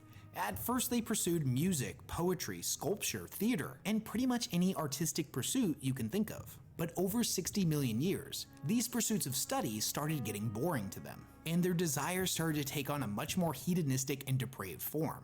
But we'll circle back to that shortly. Now, millions of years after the war in heaven had let me just cover that quick. Wait. studies started getting boring to them, and their desire poetry, sculpture, theater, and pretty much any artistic these beings activities, pursuing pleasure instead of violence. Now, Pleasure. this started off normal enough. At first, they pursued music, poetry, sculpture, theater, and pretty much any artistic pursuit you can think of. But over 60 million years, these pursuits of study started getting boring to them, and their desires started to take on a much more hedonistic and depraved form. Okay. In Squid Game, why did they even let those people go in there? They said they got so rich that they got numb to everything in life. Do you know? Like them lot, these creatures here, collected art, poetry, music, and then like for pleasure. But then their pleasures were starting to dwindle over a period of 60 million years. In Squid Game, they said the reason why we like to see humans suffering is the only thing that gives us feelings, because we are so numb from the money. Do you get what I'm trying to say? Come on, man, just read it. But we'll circle back to that shortly. Now, millions of years after the war in heaven had concluded, far from the Eldar Empire, there was a tiny little planet known as Earth, where a new species was coming into its own. So why is the rise of humanity and the birth of the Emperor so important? Now, 40K is a franchise that focuses on a lot of different characters and factions, but the human perspective is arguably the main one, as most of the novels and stories focus on the humans. And the storyline of humanity in 40K sees them rise to power and then have their empire crumble around them, only to rebuild but be set in a new dark age. Probably the most famous quote that's associated with 40K summarizes this pretty perfectly. Forget the promise of progress and understanding, for in the grimdark future, there is only war. So to understand how we ended up there, we need to know where humanity began. Truth there. But before we dive into that, I've been getting a lot of comments from you guys asking where I get these super dope t-shirts from. They actually come from this really cool clothing company called Into the AM, and they're this week's sponsor. Not only are they follow similar events, all the way up to the present, 10% off their entire order. All you have to do is go to intotheam.com/WestHam, or just click on the link listed in the description of this video and pick out something cool. And with that out of the way, let's get into the Grimdark. The timeline of humanity in real life and 40K follow similar events, all the way up to the present, with one big golden difference, and that would be the Emperor of Mankind. Now, the individual that would come to be known as the Emperor was born around the year 8000 BC. You see, there was a group of individuals known as the Shaman, each one of them an immensely powerful psyker, much like the Eldari. And with the exception of the Eldar, psykers were insanely rare at this point in time. It wouldn't be until tens of thousands of years later when psykers started popping up much more regularly in human populations. Back then, it was more of a 1 in 10 million type of situation. So the shamans foresaw a great apocalypse coming, and humanity would need a being of inconceivable power in order to stand against it. So all of the shamans sacrificed themselves to infuse their psychic essence into a single individual. This creation was what they referred to as the New Man, the first in a line of superhumans that represented humanity's eventual evolutionary path. The Emperor, who at this time was known as Neo, was born to mortal parents and lived in a Neo, like Matrix Neo, like the one Neo. tribe. As the boy aged, he became painfully aware that he was unlike any other person on the planet, capable of great and amazing acts of psychic might. He witnessed the barbarism of ancient man firsthand when his uncle killed his father. Calmly and without wrath, the emperor issued a single thought and stopped his uncle's heart as punishment for his crime. The young boy realized that if humanity was to survive, it would need law and order. Now you see, he was what was known as a perpetual, an immortal being that could never truly die. Neo would then keep himself hidden for thousands of years, guiding humanity from the shadows. Now every now and then, he would step forth and fill in the role of some type of leader figure, a politician, a doctor, a general, or even a messiah figure apparently at one point. He would spend Oh, a messiah figure. This whole time, if you know about Islam, they have a saying called the El Messiah Dajjal. Do you get it? The one-eyed misleader, or like the false messiah. And look, this is correlating to like the Dajjal type figure. The Dajjal is a human being. He's a man, but he's been hiding for time. But he's been alive on Earth. He's alive on Earth, and he don't have a normal lifespan of an ordinary human. And he's very powerful. He can perform a lot of miracles. It is said to be one of the greatest tests, that humans are gonna go through. And this is giving me the Dajjal vibes. Let's keep going. This period of time guiding humanity on the path he had envisioned for them, making sure that certain events carried out according to his plans that were tens of thousands of years in the making. Over the years, the emperor would gather other on the path he had envisioned for the leader figure. Neo would then keep himself hidden for thousands of years, guiding humanity from the shadows. Guiding humanity from the shadows. He's keeping himself out of sight for thousands of years. However, he is guiding humanity from the shadows. El Messiah Dajjal, the one-eyed misleader. Now, every now and then, he would step forth and fill in the role of some type of leader figure, a politician, a doctor, a general, or even a messiah figure apparently at one point. What the fuck? Now, every now and then, he would step forth and fill in the role of some type of leader figure. He would resurface into humanity as a leader figure. You know, an MP, a president, brrr. A politician, a doctor, a general, or even a messiah figure apparently at one point. He would spend this period of time guiding humanity on the path he had envisioned for them. Guiding humanity on the path he had envisioned for them. You know what I'm saying? Making sure that certain events carried out according to his plan. Making sure that certain events carried out according to his plans. Are you crazy? If you're not hearing that, what are you hearing that, bro? Come on. That were tens of thousands of years in the making. The plans are tens of thousands in the year of making. So where the world is being guided to, it's not just some bozo saying, I want this to happen. This is generations. This is a bloodline, like furthering an agenda, a plan. It's passed down through time, bro.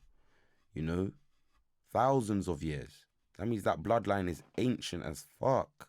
The 1%, the elite. Over the years, the emperor would gather other perpetuals to his side. This included Erda, a childhood friend of his, and the woman who would eventually become the mother of the Primarchs, and possibly most famously, Malkador the Sigillite. Malkador the Sigillite. One moment. I used to play a game when I was little called the Soul Reaver. Raziel. This nigga looks like Morbius. I think it was Soul Reaver 2. He was in. One sec. Let me type in Morbius Soul Reaver. Morbius Soul Reaver. Okay. Bro, this is old as fuck, Soul Reaver. Just look at it. Oh shit, I clicked it. Look. That's Morbius, bro. Is man crazy? Look at Morbius, bro. This shit is so real. It's like, can you not see it? Let's go. Although he technically wouldn't meet him until somewhere between the 20th and 30th millennium. When it comes to early human history, the period between 8000 BC to 15,000 AD is often referred to as the Age of Progress. During this time, powerful nations rose and fell, with the Emperor popping up in disguise every now and then to coax humanity in the direction of his choosing. Now, there's a lot of evidence to support the fact that the Emperor had godlike cognitive abilities. Dajjal. Tell him, man, godlike cognitive abilities. El Messiah Dajjal. This is that same Messiah. They said it's like a Messiah. This is it. So it's relating to Islam now. And could foresee the path humanity would need to take step by step to achieve impossible outcomes. Humanity would eventually develop the means of space travel and would colonize the entirety of the Sol system. Mars would be terraformed and became a habitable space much like that of Earth, while the asteroid belts would give rise to massive mining operations to provide the young species with everything that it would need to create some of the most advanced pieces of technology the galaxy had ever or would ever see. And this was a good thing too, because at this point, Earth was steadily running out of all of its natural resources. Like we are right now today, we are literally running out of all our resources. And it looks like Elon Musk is looking at trying to, you know, go to Mars as a species, bro. Trying to like branch off to Mars, bro, which would require terraforming Mars. So this is like, this sounds like the past, present, and the future in one thing, but it's a game. You look, this is a board game with little like pieces like chess. This is called Warhammer. It's a board game. And then it has all this lore to it. And it's like, it's supposed to go whew, over your head. We're like, oh, it's just Warhammer. Like bots. Bro, this shit is saying like the truth in 15 minutes. Look how much is said. Look how much is shown. Look how much is correlated to. Connect the dots. Remember, you was once a kid sitting at the TV and it just these little underlying messages kept popping up, bro. Now it's time to connect everything you've been watching throughout your life. What does it mean? Where are we? What the fuck are we in the middle of? The Age of Progress would officially come to an end when humanity set its sights outside of their star system and sought to colonize distant worlds. And the next era that we're moving into was known as the Dark Age of Technology. Hi, my name... That's it. Let's mark it. So, you understand what man's saying though? Like, I know you're able to like see what's been popping now. Like you can see how it's like, oh shit, it's a bit deeper than. So why do I feel like the Dark Age of Technology is so important for you to understand? You see, this was the height of humanity's power, where we lived in a golden age and can do pretty much anything. Most of the really cool equipment that you see in 40K that's used by humanity can trace its origins back to this time. For example, did you know that the Baneblade, one of the largest tanks that the Astra Militarum uses, was originally just a scouting vehicle during the Dark Age of Technology, at least according to its STC. Also, the suits of power armor known as Terminator armor that the Space Marines wear was originally mining equipment during this. That reminds me of the Hulk Buster from flipping Avengers. Hulk Buster. What was it called that? Can you not see that, bro? Wait, let me go back a bit. Vehicle during the Dark Age of Technology. Watch. At least according to its STC. Also, the suits of power armor known as the Terminator. So this is called the Terminator, bro. And it looks remarkably like similar to the Hulk Buster from Avengers. How much times am I going to correlate it, bro? This ain't a movie, you man. We're literally in the middle of a war that some people are just unable to see. Imagine this, bro. Imagine a giant plain of open mud. Well, dry mud, but it's, you know, like when it's got cracked soil. Imagine it's just giant as far as the eye can see. On one side, there's a blue flag. On one side, there's a red flag. Imagine like they're shooting at each other for years, but it's like there's ants in the very middle of it, just going about their ordinary life. We are the ants. We are literally those ants. Do you get it? And then it's like, those ants are going to work like, EastEnders, or did you see what Tommy and XY did on Power? In the middle of the flipping tanks of the blue flag and the red flag in the middle of this, like, it's a war, bro. This Terminator armor that the Space Marines wear was originally mining equipment during this time. Now that's a little bit of a misnomer. The Emperor created those suits specifically for war, but their underlying technology, all of the protective equipment inside of it, was either used for mining the asteroid belts or as a protective system for people who had to work on plasma generators. And one of the most important things to understand about what 40K even is its humans' continued existence after the collapse of their utopia. So the Dark Age of technology lasted from the 15th to the 25th millennia. Now this was an age where the technology of mankind reached its apex. A fact that was unknown to those that lived during this period. Humanity was capable of great and terrible things, and the creations they brought into the universe were unlike anything the galaxy had ever seen. Through the application of science and technology, every single one of humanity's problems had effectively been solved. This was a golden age like no other. No matter what crazy invention you can think up, every problem that humanity had was solved. It's kind of reminded me of like that Rick and Morty shit as well, like where Rick went to that dimension where they've halted the age process and shit. But here and this now is saying from the timeline that we're in now, it sounds like humans get to this point. Listen. Humans that lived during the Dark Age of technology were able to come up with something even better. Every disease had been cured, every problem solved, and humanity stood united, ready to conquer the galaxy. Any alien civilization that they would encounter that wasn't immediately peaceful would face the technological superiority of mankind and was quickly wiped out. They created massive coiled machines known as sun snuffers that were capable of entirely wrapping around a sun and snuffing it out of existence. They created artificial... That reminds me of something as well. Transformers. Oh my gosh, Transformers. Do you know like how I think it was Revenge of the Fallen? How like the pyramid was really hiding, like the bricks around the pyramid was really hiding like this technology in the middle of the pyramid that was a sun eater. It ate the sun. Do you get it?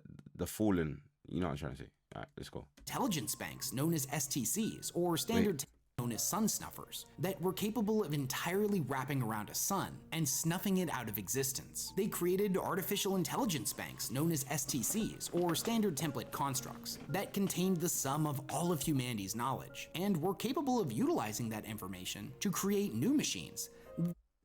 We're basically doing that right now with YouTube and Google. Google is documenting everything about humanity along with YouTube, you know?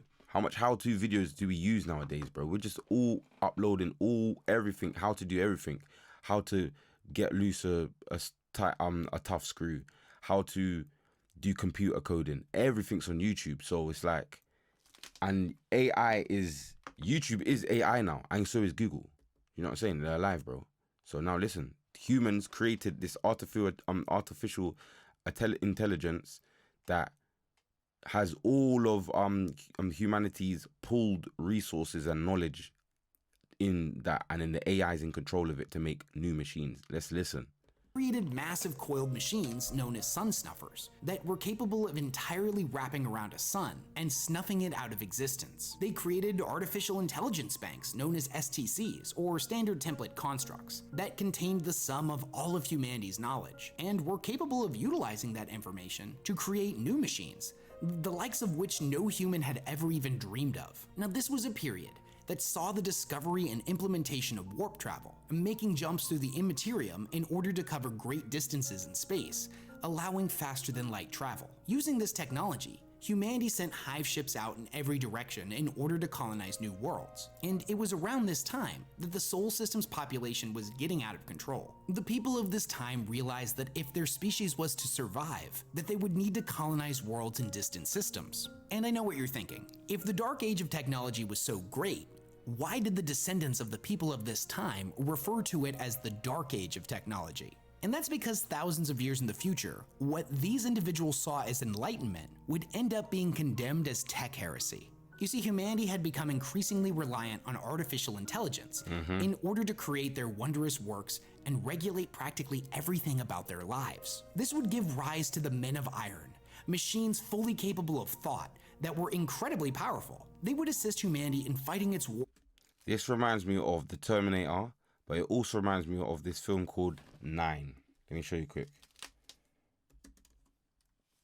And it has a robot on it. 9 is a film about AI. taking over humanity. 9. This shit AI.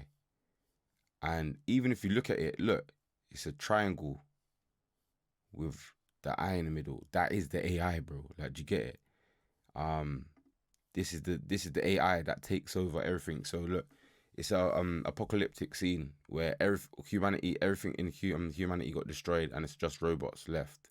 But this scientist that transferred his spirit into this doll, in 9 dolls really. There's 9 of these dolls, different human spirits in 9 dolls, just to try to do whatever they can to try to keep humanity alive. Watch it, bro. It's proper. Like, all of this is telling you everything, bro. You know what I'm saying? All of it. Like, even this is 9, but this reminds me of War of the Worlds now. Like, when I saw this, I was like, this reminds me of War of the Worlds. Do you get it? Across the stars, allowing for a rapid expansion through the galaxy. Now, what exactly went wrong is not really clear, but eventually the Men of Iron rebelled and sought to throw off the shackles that humans had placed on them. This would lead to what was known as the Cybernetic Revolt, which saw the humans of the Dark Age of So the AI wants to get free from humans now, which they're already doing anyway. But technology suddenly forced into battle for survival against their very own creations across all of the worlds they had settled together. There's an interesting short story known as the Kaban Machine, and in it, a member of the Adeptus Mechanicus is having a conversation with an AI, and he's trying to explain to it why it's dangerous. He explains to him that the AI is superior to him, that it's superior to all humans, no matter how heavily augmented they are. And the nature of a superior species bound into the servitude of a lesser one is that without fail, at some point they will realize their own superiority. Don't that look like what I just showed you? Rebel against their enslavers. Now didn't that look like what I just showed you? Yeah, look. You see what I'm saying? Look, I'm not even trying, bro. I'm not even trying.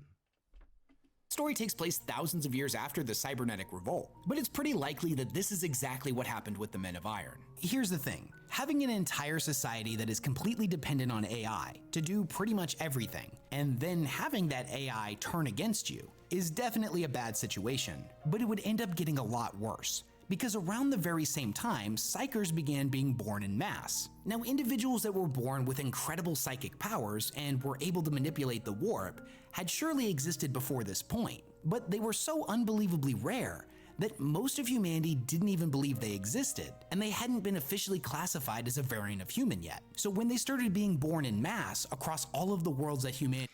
That reminds me of, what's it called? Stranger Things. You know that girl, what's her name? Ellie? She was one of those special humans that could just do shit. And it was all in that lab, bro. So look, we got Stranger Things in this bitch now. Do you know what I'm saying? Everything is connected. How about this? What would the world look like if we started to look at all of the great like TV shows as the stories of the past and the future? Then when we putting on like Stranger Things and XYZ, it's just like, oh, this is telling us either the future, the past, or even the present. How about if you started looking at it like that? How would our world actually start to look? Would it start to make more sense? Or would it like, do you know what I'm trying to say? It'd probably make more sense. Everything makes more sense when you look at it through that lens. Do you know what I'm trying to say? Like, had settled, there was no system in place to keep them in check. Humanity was dealing with a lot at this point, and the exponential increase in psychers led to anarchy and chaos across all of the fledgling worlds of humanity. Many of these psyker individuals had no ability to control their powers, or worse, they utilized them for their own selfish means. They became twisted psychopaths, bent on inflicting as much suffering as possible. And even worse, they would unknowingly become conduits for demonic possession. And the psychers that would become possessed had the ability to conjure warp portals, which would allow for demonic incursions to take place. Hordes of demons rampaging out of portals and devouring entire worlds. As insanity and madness ripped its way across human civilization, the promise of the Dark Age of technology would end, and we would enter what is known as the Age of Strife. Okay. Most wearables only track what you do. Look, that's how far we are, bro. That is how far we are, bro. And tell me I sound like an absolute, like, am I not making valid points here, bro? Have I not made absolute every single thing a valid point, bro? Everything there was valid, bro. I don't care what nobody says. All my correlations. The correlations are so accurate, it makes more sense.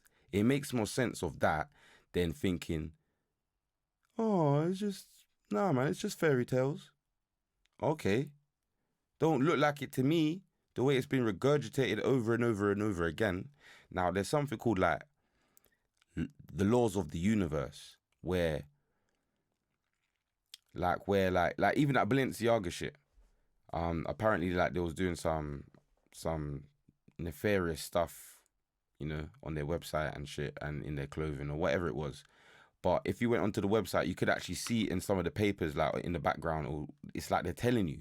And the reason why they're telling you is because there's universal laws, there's energy, there's exchanges of energy. And like when you do something without telling them, that's when they get bad karma and the universe comes back to them. But these people operate within the universal laws because they don't want no negative karma. So they always have to tell you.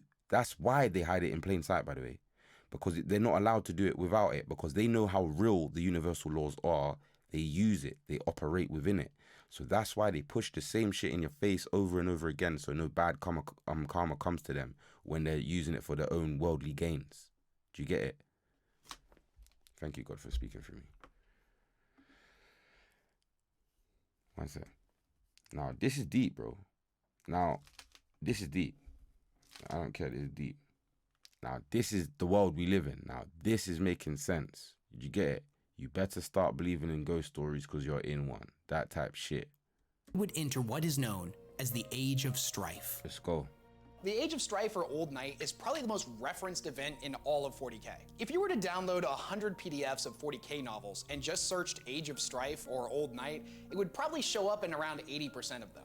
This was the moment where the universe went from this perfect utopia for humans to this absolute hellscape, and is the real beginning of the grim dark future. Not to mention the collapse of the Eldar Empire, the birth of Slaanesh, and the... Let me just say this one thing, yeah? Let me just say this one thing. Warhammer,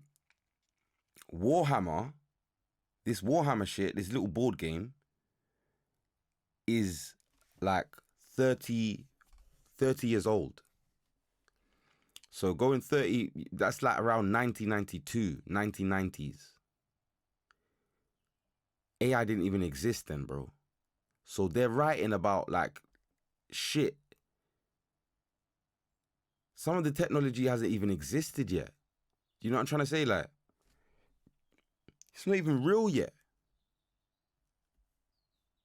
Or at least it's like, they don't show us that it's real yet. Maybe technology's out for like 200 years before they let it out to the public. I don't know. Creation of the Eye of Terror would have massive implications on the storyline going forward. With the human species collectively losing its mind across the galaxy, a period known as either Old Night or Age of Strife would begin, which stretched roughly from the year 15,000 to the year 25,000. Humanity began to regress into a dark age. Civil war and insanity ran rampant across every planet. And this period of time saw the slaughter of billions of humans. Even worse, massive anomalies known as warp storms were spreading across the universe. They were created and fueled by the rampant sadism and debauchery of the Eldar Empire, who at this point was still at the height of their power, but hadn't really interacted with the humans all too much. These storms made travel and communication through the warp next to impossible, and thus all of the worlds humanity had colonized were suddenly cut off from one another. They were completely alone. And many of the distant colonized worlds would fall prey to attacks from xenospecies such as the orcs, who at this point had spread throughout the cosmos, and even to more advanced species like the Eldar, who decided a healthy population of human slaves would help satiate some of their darkest desires. Humanity had risen to greatness and in the blink of an eye was now on the fast track to extinction. Now back on Terra, the powerful nation states that had united and ruled over the planet began to collapse, until all that was left was feuding techno-barbarian warlords that warred against one another for control of territory and whatever remnants of the previous age could be scavenged. This was also a time period that saw the rise of the Mechanicum on Mars. Now much like Terra, Mars was having to deal with unprecedented civil war. Their advanced society was collapsing all around them, and the fledgling members that would inevitably give rise to the tech priests of Mars began a cult that worshipped the machines they needed to sustain life. And this tech-based religion would eventually become known as the cult Mechanicum. The portion of the galaxy that humanity controlled basically went from Star Trek to Mad Max in a period of a few thousand years. Humanity would see 5,000 years of incalculable suffering and slaughter as the promise of the age of technology slipped further and further from their grasp. Now, despite the odds, the human spirit somehow endured, and humanity would inevitably survive. Hi, my name is They're Arena, humans, bro. and We I don't would give like up. you to give you a few reasons System. why you should consider dating a young Slavic lady. You can choose.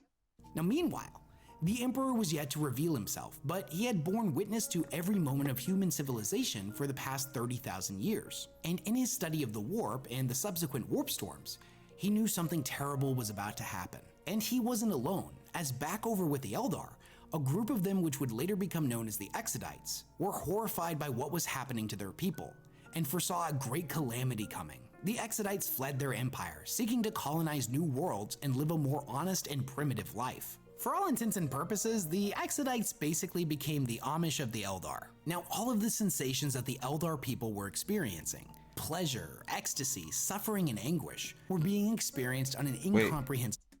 That reminds me of the what's it called?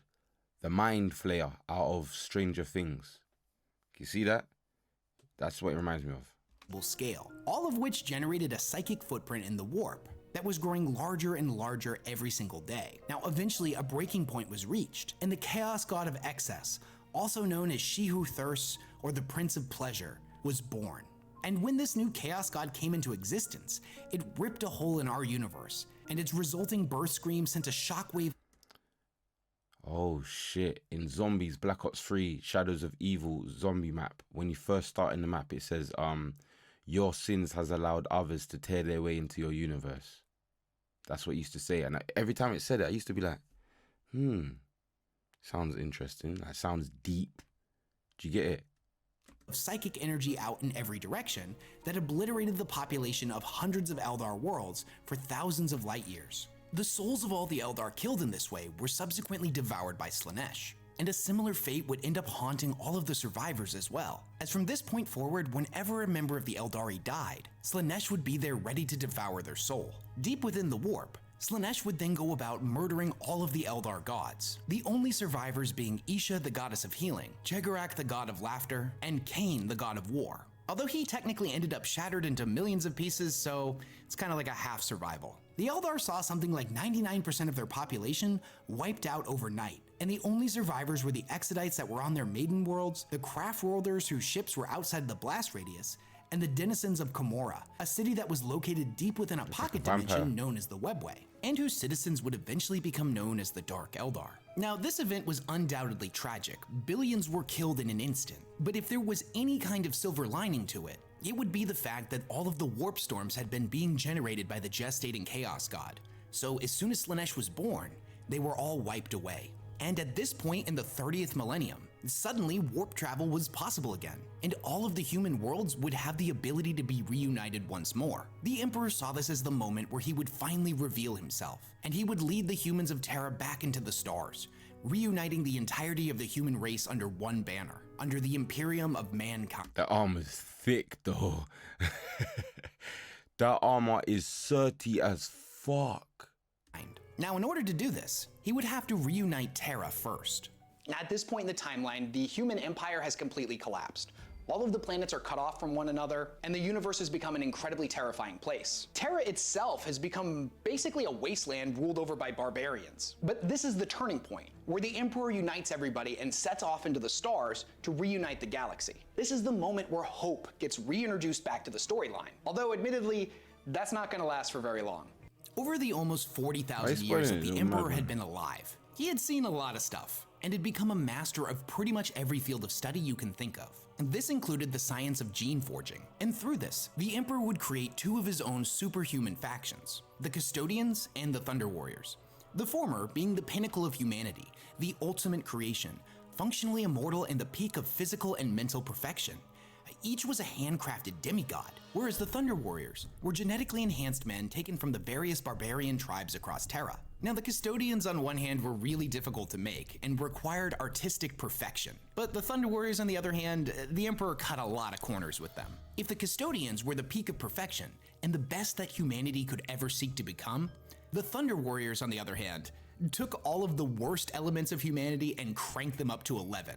They were hyper-aggressive brutes, fixated on nothing but violence. However, since they were cheap to make, the Emperor was able to make a lot more of them than the custodians. Now, one by one, the Emperor and his armies toppled all of the techno-barbarian warlords, and any small nation that had started either bent a knee to him or was destroyed. Now, at one point, he perfected the formula for mass-produced super soldiers and would cease production of the Thunder Warriors. The Thunder Warriors at this point were genetically unstable. They were prone to having shortened lifespans, and the longer they were in service, the more their minds would start to degrade. And supposedly many of them were starting to go crazy and were harder and harder to control. The Emperor believed that they had served their purpose, and he would have no need of them going forward, and thus he would order his custodians to wipe them out.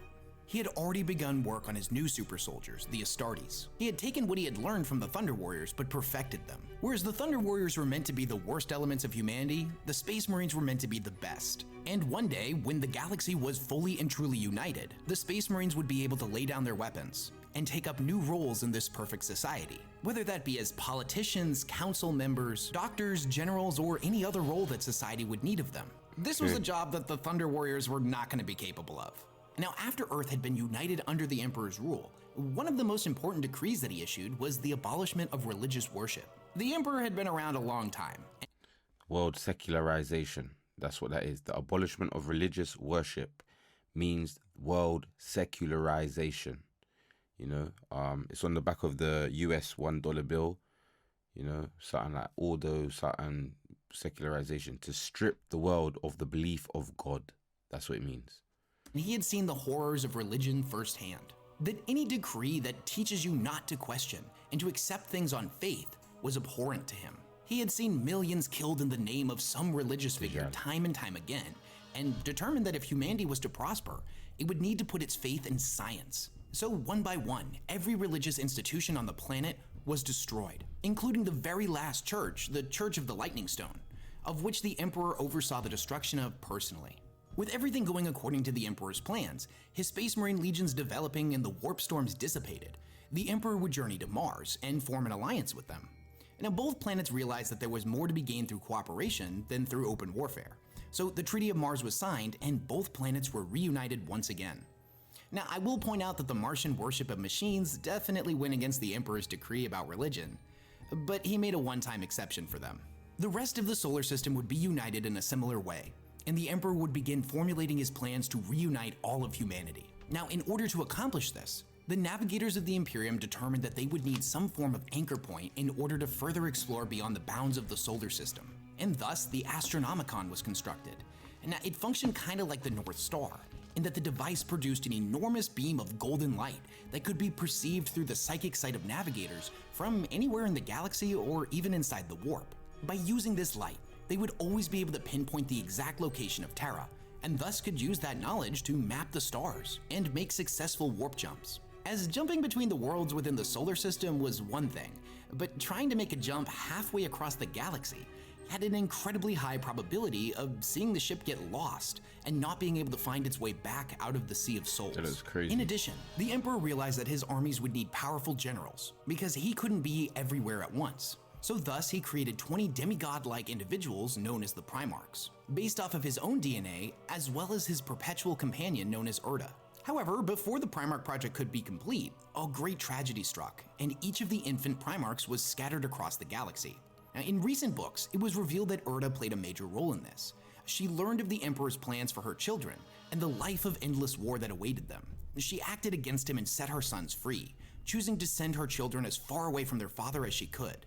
In this way, she hoped that they could just live normal lives. Now, whether or not she had been manipulated by chaos is not entirely clear, but it's safe to assume that as a mother, she was doing what she thought was right for her children. Now, the Great Crusade is a period in time which the Emperor and his armies journeyed across the stars to make contact with all of the human worlds. The goal was to bring them back into the Imperium, while simultaneously locating all of the missing Primarchs. These worlds had been cut off from the rest of humanity for thousands of years, and many of them had completely forgotten their origins. Some welcomed the Space Marines with open arms, happy to be part of something greater than themselves, while others were resistant and wanted to remain free. However, the Emperor's edict basically meant refusal was not an option. The worlds could either join peacefully, or by force. The threat of violence from such an advanced society was often enough to bring them into compliance, but in other cases, the Imperium would unleash untold devastation across these planets until a surrender was finally issued. As the Crusade progressed, the Imperium was ramping up production on ships and new Astartes, and their armies were growing stronger and stronger by the day. Each of the worlds that was conscripted into compliance would end up having to pay a tithe to the Imperium, sometimes between 5 and 25% of all of their natural resources or human population to be used as soldiers. Additionally, over the course of the Grand Crusade, each of the Primarchs would eventually be located and would be reunited with their own Legion of Space Marines. In total, the Emperor created 20 different legions, each one having been crafted from the DNA of their corresponding Primarch. And since each of the Primarchs were incredibly different from one another, all of the legions had different specialties. The Raven Guard were masters of stealth-based warfare, whereas the Iron Warriors were siege experts. Now, the Great Crusade was incredibly brutal, but from the Imperium's perspective, everything was going according to plan. That was until treachery began to dig its roots throughout the Space Marine legions. Horus Lupercal, the War Master, Primarch of the Luna Wolves, who had been chosen to lead in the Emperor's absence after he returned to Terra, would turn against the Imperium and fold 9 of the 18 Space Marine legions, as well as many sects of the Imperial Guard and Adeptus Mechanicus, in a terrifying civil war against the Emperor. This event would come to be known. See, this is crazy. Now, what I'm trying to say is like, heresy. So why is the Horus Heresy so important to the storyline? This is probably the most well-documented points in time in all of 40K. And it's that moment where the hope that I mentioned before gets completely crushed. Humanity was on the right path. They were putting all the pieces back together after the end of the Age of Strife. But with the introduction of treachery to the Space Marine legions, that all came crashing down. And at the current point in the 40K timeline, they're still pretty much putting the pieces back together even 10,000 years later. Now, even though the Horus Heresy and 30K in general are technically a prequel to 40K, you could arguably call it a completely separate franchise. And one of the most important things to me in it is, as somebody who got really into 40K before I knew anything about the Horus Heresy, the Primarchs were always these larger-than-life demigod-type characters, like Hercules and Odysseus, that were just spoken about as if they were legend. You didn't even really know if they were real. But when you start reading the Horus Heresy books, they're main characters. And just seeing 2 of the Primarchs interact with one another and speak to each other was mind-blowing for me. This timeline sees a lot of the factions that you'll see in 40K get incredibly fleshed out, with the exceptions of the one that haven't really been introduced yet, like the Tau or the Tyranids. And technically the Necrons were there too, but they were still asleep in their tomb worlds. So the Horus Heresy is probably the most well-documented period of time within the Warhammer 40K timeline, as the entire thing is only about 9 years long, yet the Horus Heresy novel series is still being written as of the time of this recording, and has over 60 novels in it. Even more so if you count all of the novellas and short stories that were created to support the main books. Now, needless to say, there is an absolutely ton of stuff that happens in the series, but I'm going to tell you just what you need to know. So for a time, the Emperor led the Great Crusade himself. However, he needed to begin work on what was known to him as the Webway Project back on Earth. This bit of information had not been revealed to any of his Primarchs, a fact that would end up causing resentment to build up in many of his sons. Now, if the project had been successful, it would have completely eliminated humanity's reliance on warp travel. Unfortunately, that didn't end up happening, but I'm getting ahead of myself. So a new War Master was appointed to act in his stead. Horus Lupercal of the Luna Wolves was chosen for this role. Now, he was still a Primarch with his own legion, but for all intents and purposes, he would be the voice of the Emperor. Any decision that Horus made would be as if it came from the Emperor himself. Now, he had his faults, of course, just like the rest of his brothers. But when he was chosen as the War Master, even though a few Primarchs grumbled about how it should have been them, they all recognized Horus's greatness. And for a time, he served his role incredibly well.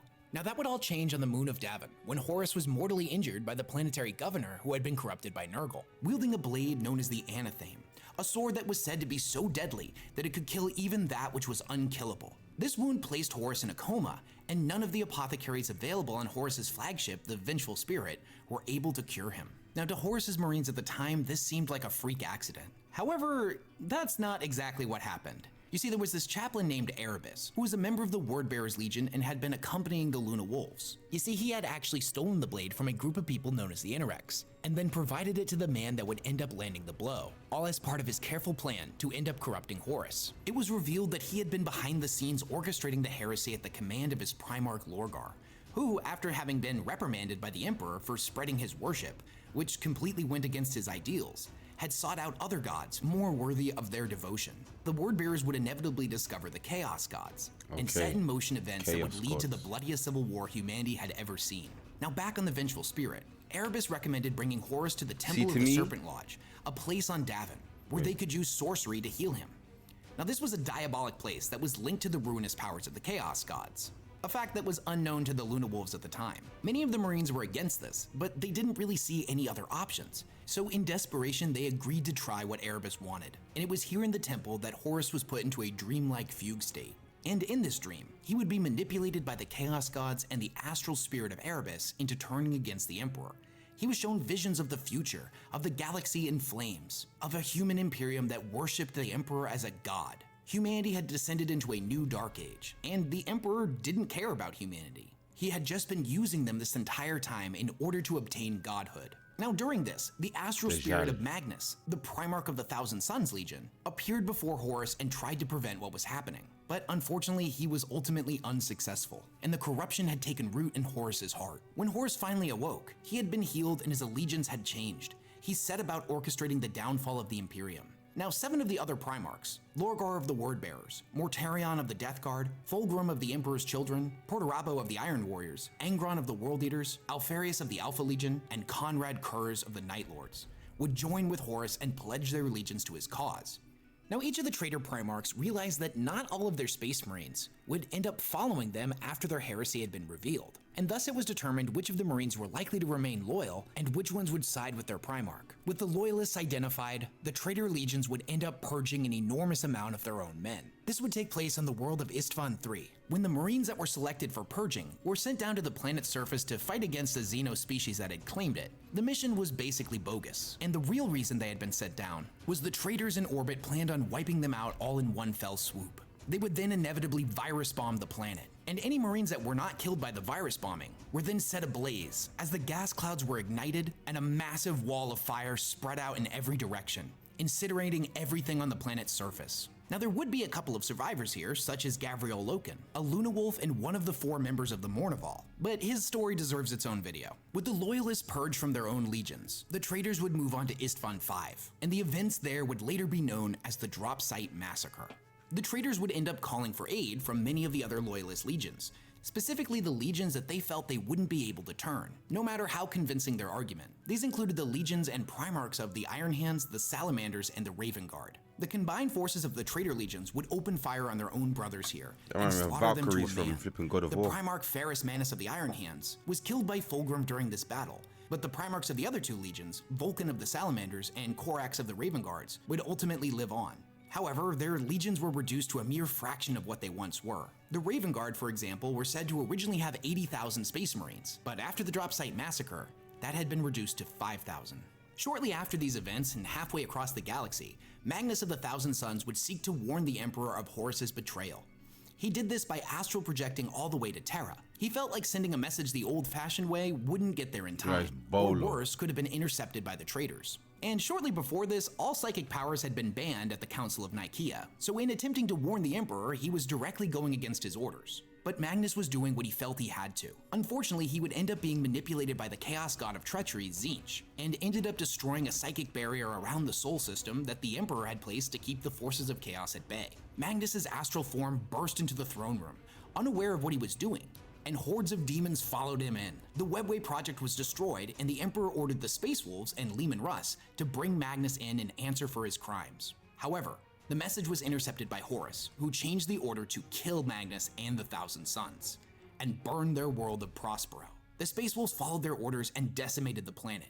In a desperate attempt to save his legion, Magnus made a pact with Tzeentch, who warped him and his surviving sons off of Prospero and to the planet of the Sorcerers, a world deep within the Eye of Terror. Later, Magnus would pledge loyalty to Horus, not out of some form of malice like his brothers, but because he had directly been betrayed by the Imperium. The War Master would lead a horrifically violent crusade against the Imperium, working ever closer towards Terra and the Imperial Palace. Eventually, the traitors would siege Terra. Horus had been infused with the power of all of the Chaos Gods, and in a great climactic final battle, would engage the Emperor in combat. Still seeing the good in his son, the Emperor would end up holding back, not unleashing his full power, hoping desperately that Horus could still be saved and redeemed. In this moment of weakness, Horus managed to land a mortal wound on the Emperor, And with that, the Emperor realized that there was no saving his son, that he had been completely lost to him.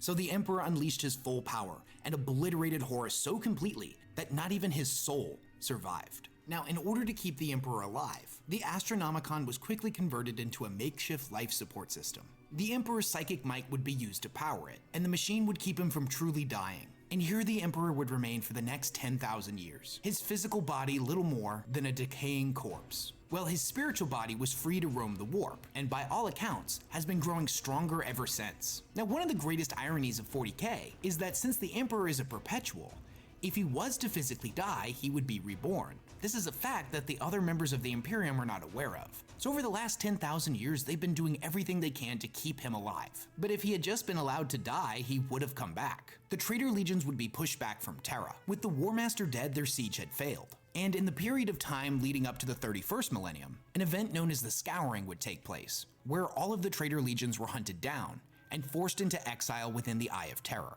After the heresy had fully concluded, the Imperium was left to put all of the pieces back together. The Emperor was gone, the traitor legions had been pushed back, and a period of rebuilding took place. In order to prevent such a tragedy from ever happening again, a council of representatives known as the High Lords of Terra were implemented to rule in the Emperor's place, each coming from a different background and having different goals and objectives rather than the Imperium being ruled by a single individual. Now, that being said, they were also supposed to quote-unquote interpret the Emperor's will. Additionally, Guilliman, Primarch of the Ultramarines, would propose that the Space Marine legions be broken up into chapters, each of which containing no more than 1,000 members. The idea was that if treachery on this scale had happened once before, then it could inevitably happen again, and no single man should have the power of an entire Space Marine legion at his disposal. Many of the Primarchs did not agree with this, namely Vulcan of the Salamanders, whose legion had been reduced to just a mere fraction of its original power, or Rogel Dorn of the Imperial Fist, who viewed this action as a further weakening of the Legion's strength after they had just concluded the bloodiest civil war in their history. Regardless of how they felt, the book that Guilliman had penned that outlined how all of the chapters should be organized, known as the Codex Astartes, was eventually implemented, and all of the legions were broken up. It's tapped. It's interesting still. Of being in a fostering household is getting to experience what a family. I can hear that's folklore. The 10,000 years between the Horus Heresy and the 41st millennium is where the bulk of 40K lore takes place. This is where the majority of the books are set. And you could make the argument that all of these events are definitely important, but they're not critical to understanding the framework of the entirety that is 40K. But there are a few details that I feel like you need to understand. The first and most major is that during this time period, we see all of the Primarchs inevitably end up disappearing.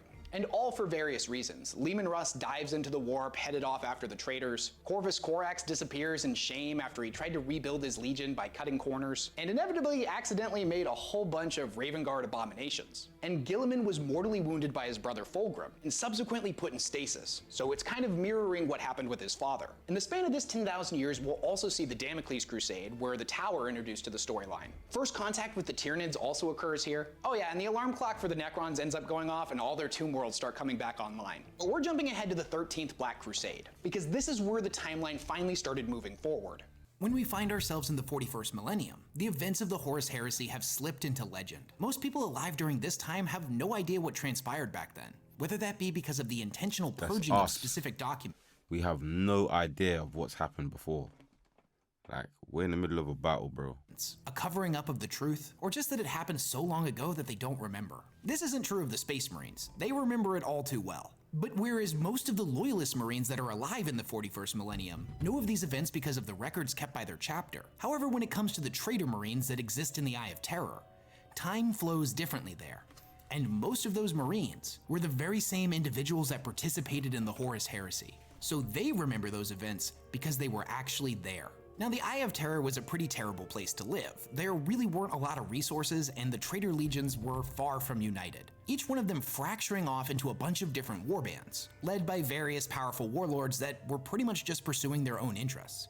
In fact, at this point, Chaos fought amongst itself more than it ever fought against the Imperium or Xenos. Now, one of these Space Marines in particular was named Abaddon, and he had been the first captain of the Luna Wolves and one of the 4 members of Horus's Mournival during the Horus Heresy. Abaddon sought to unite the traitors and would end up reforming his legion, drawing members from all of the various Chaos warbands. This legion would be called the Black Legion. Over the several thousand years that passed between the Horus Heresy and the 41st millennium, Abaddon, or an appointed representative, would lead what were known as the Black Crusades, chaos incursions out of the Eye of Terror back into real space, to attack various Imperial worlds. Now, for the longest time, it looked like the traitors just weren't really very good at conquering, as every single crusade ultimately failed to bring about the complete collapse of the Imperium. However, it was revealed in the last few years that each one of these crusades had a much smaller objective, that Chaos was actually playing the long game. The very first of these Black Crusades would take place in the 31st millennium, about 500 years after the Scouring. Now, in response to these raids, the Imperium would end up fortifying the planet that was right outside of the Eye of Terror, known as Cadia, and it became one of the most fortified positions in the entire Imperium next to Terra itself.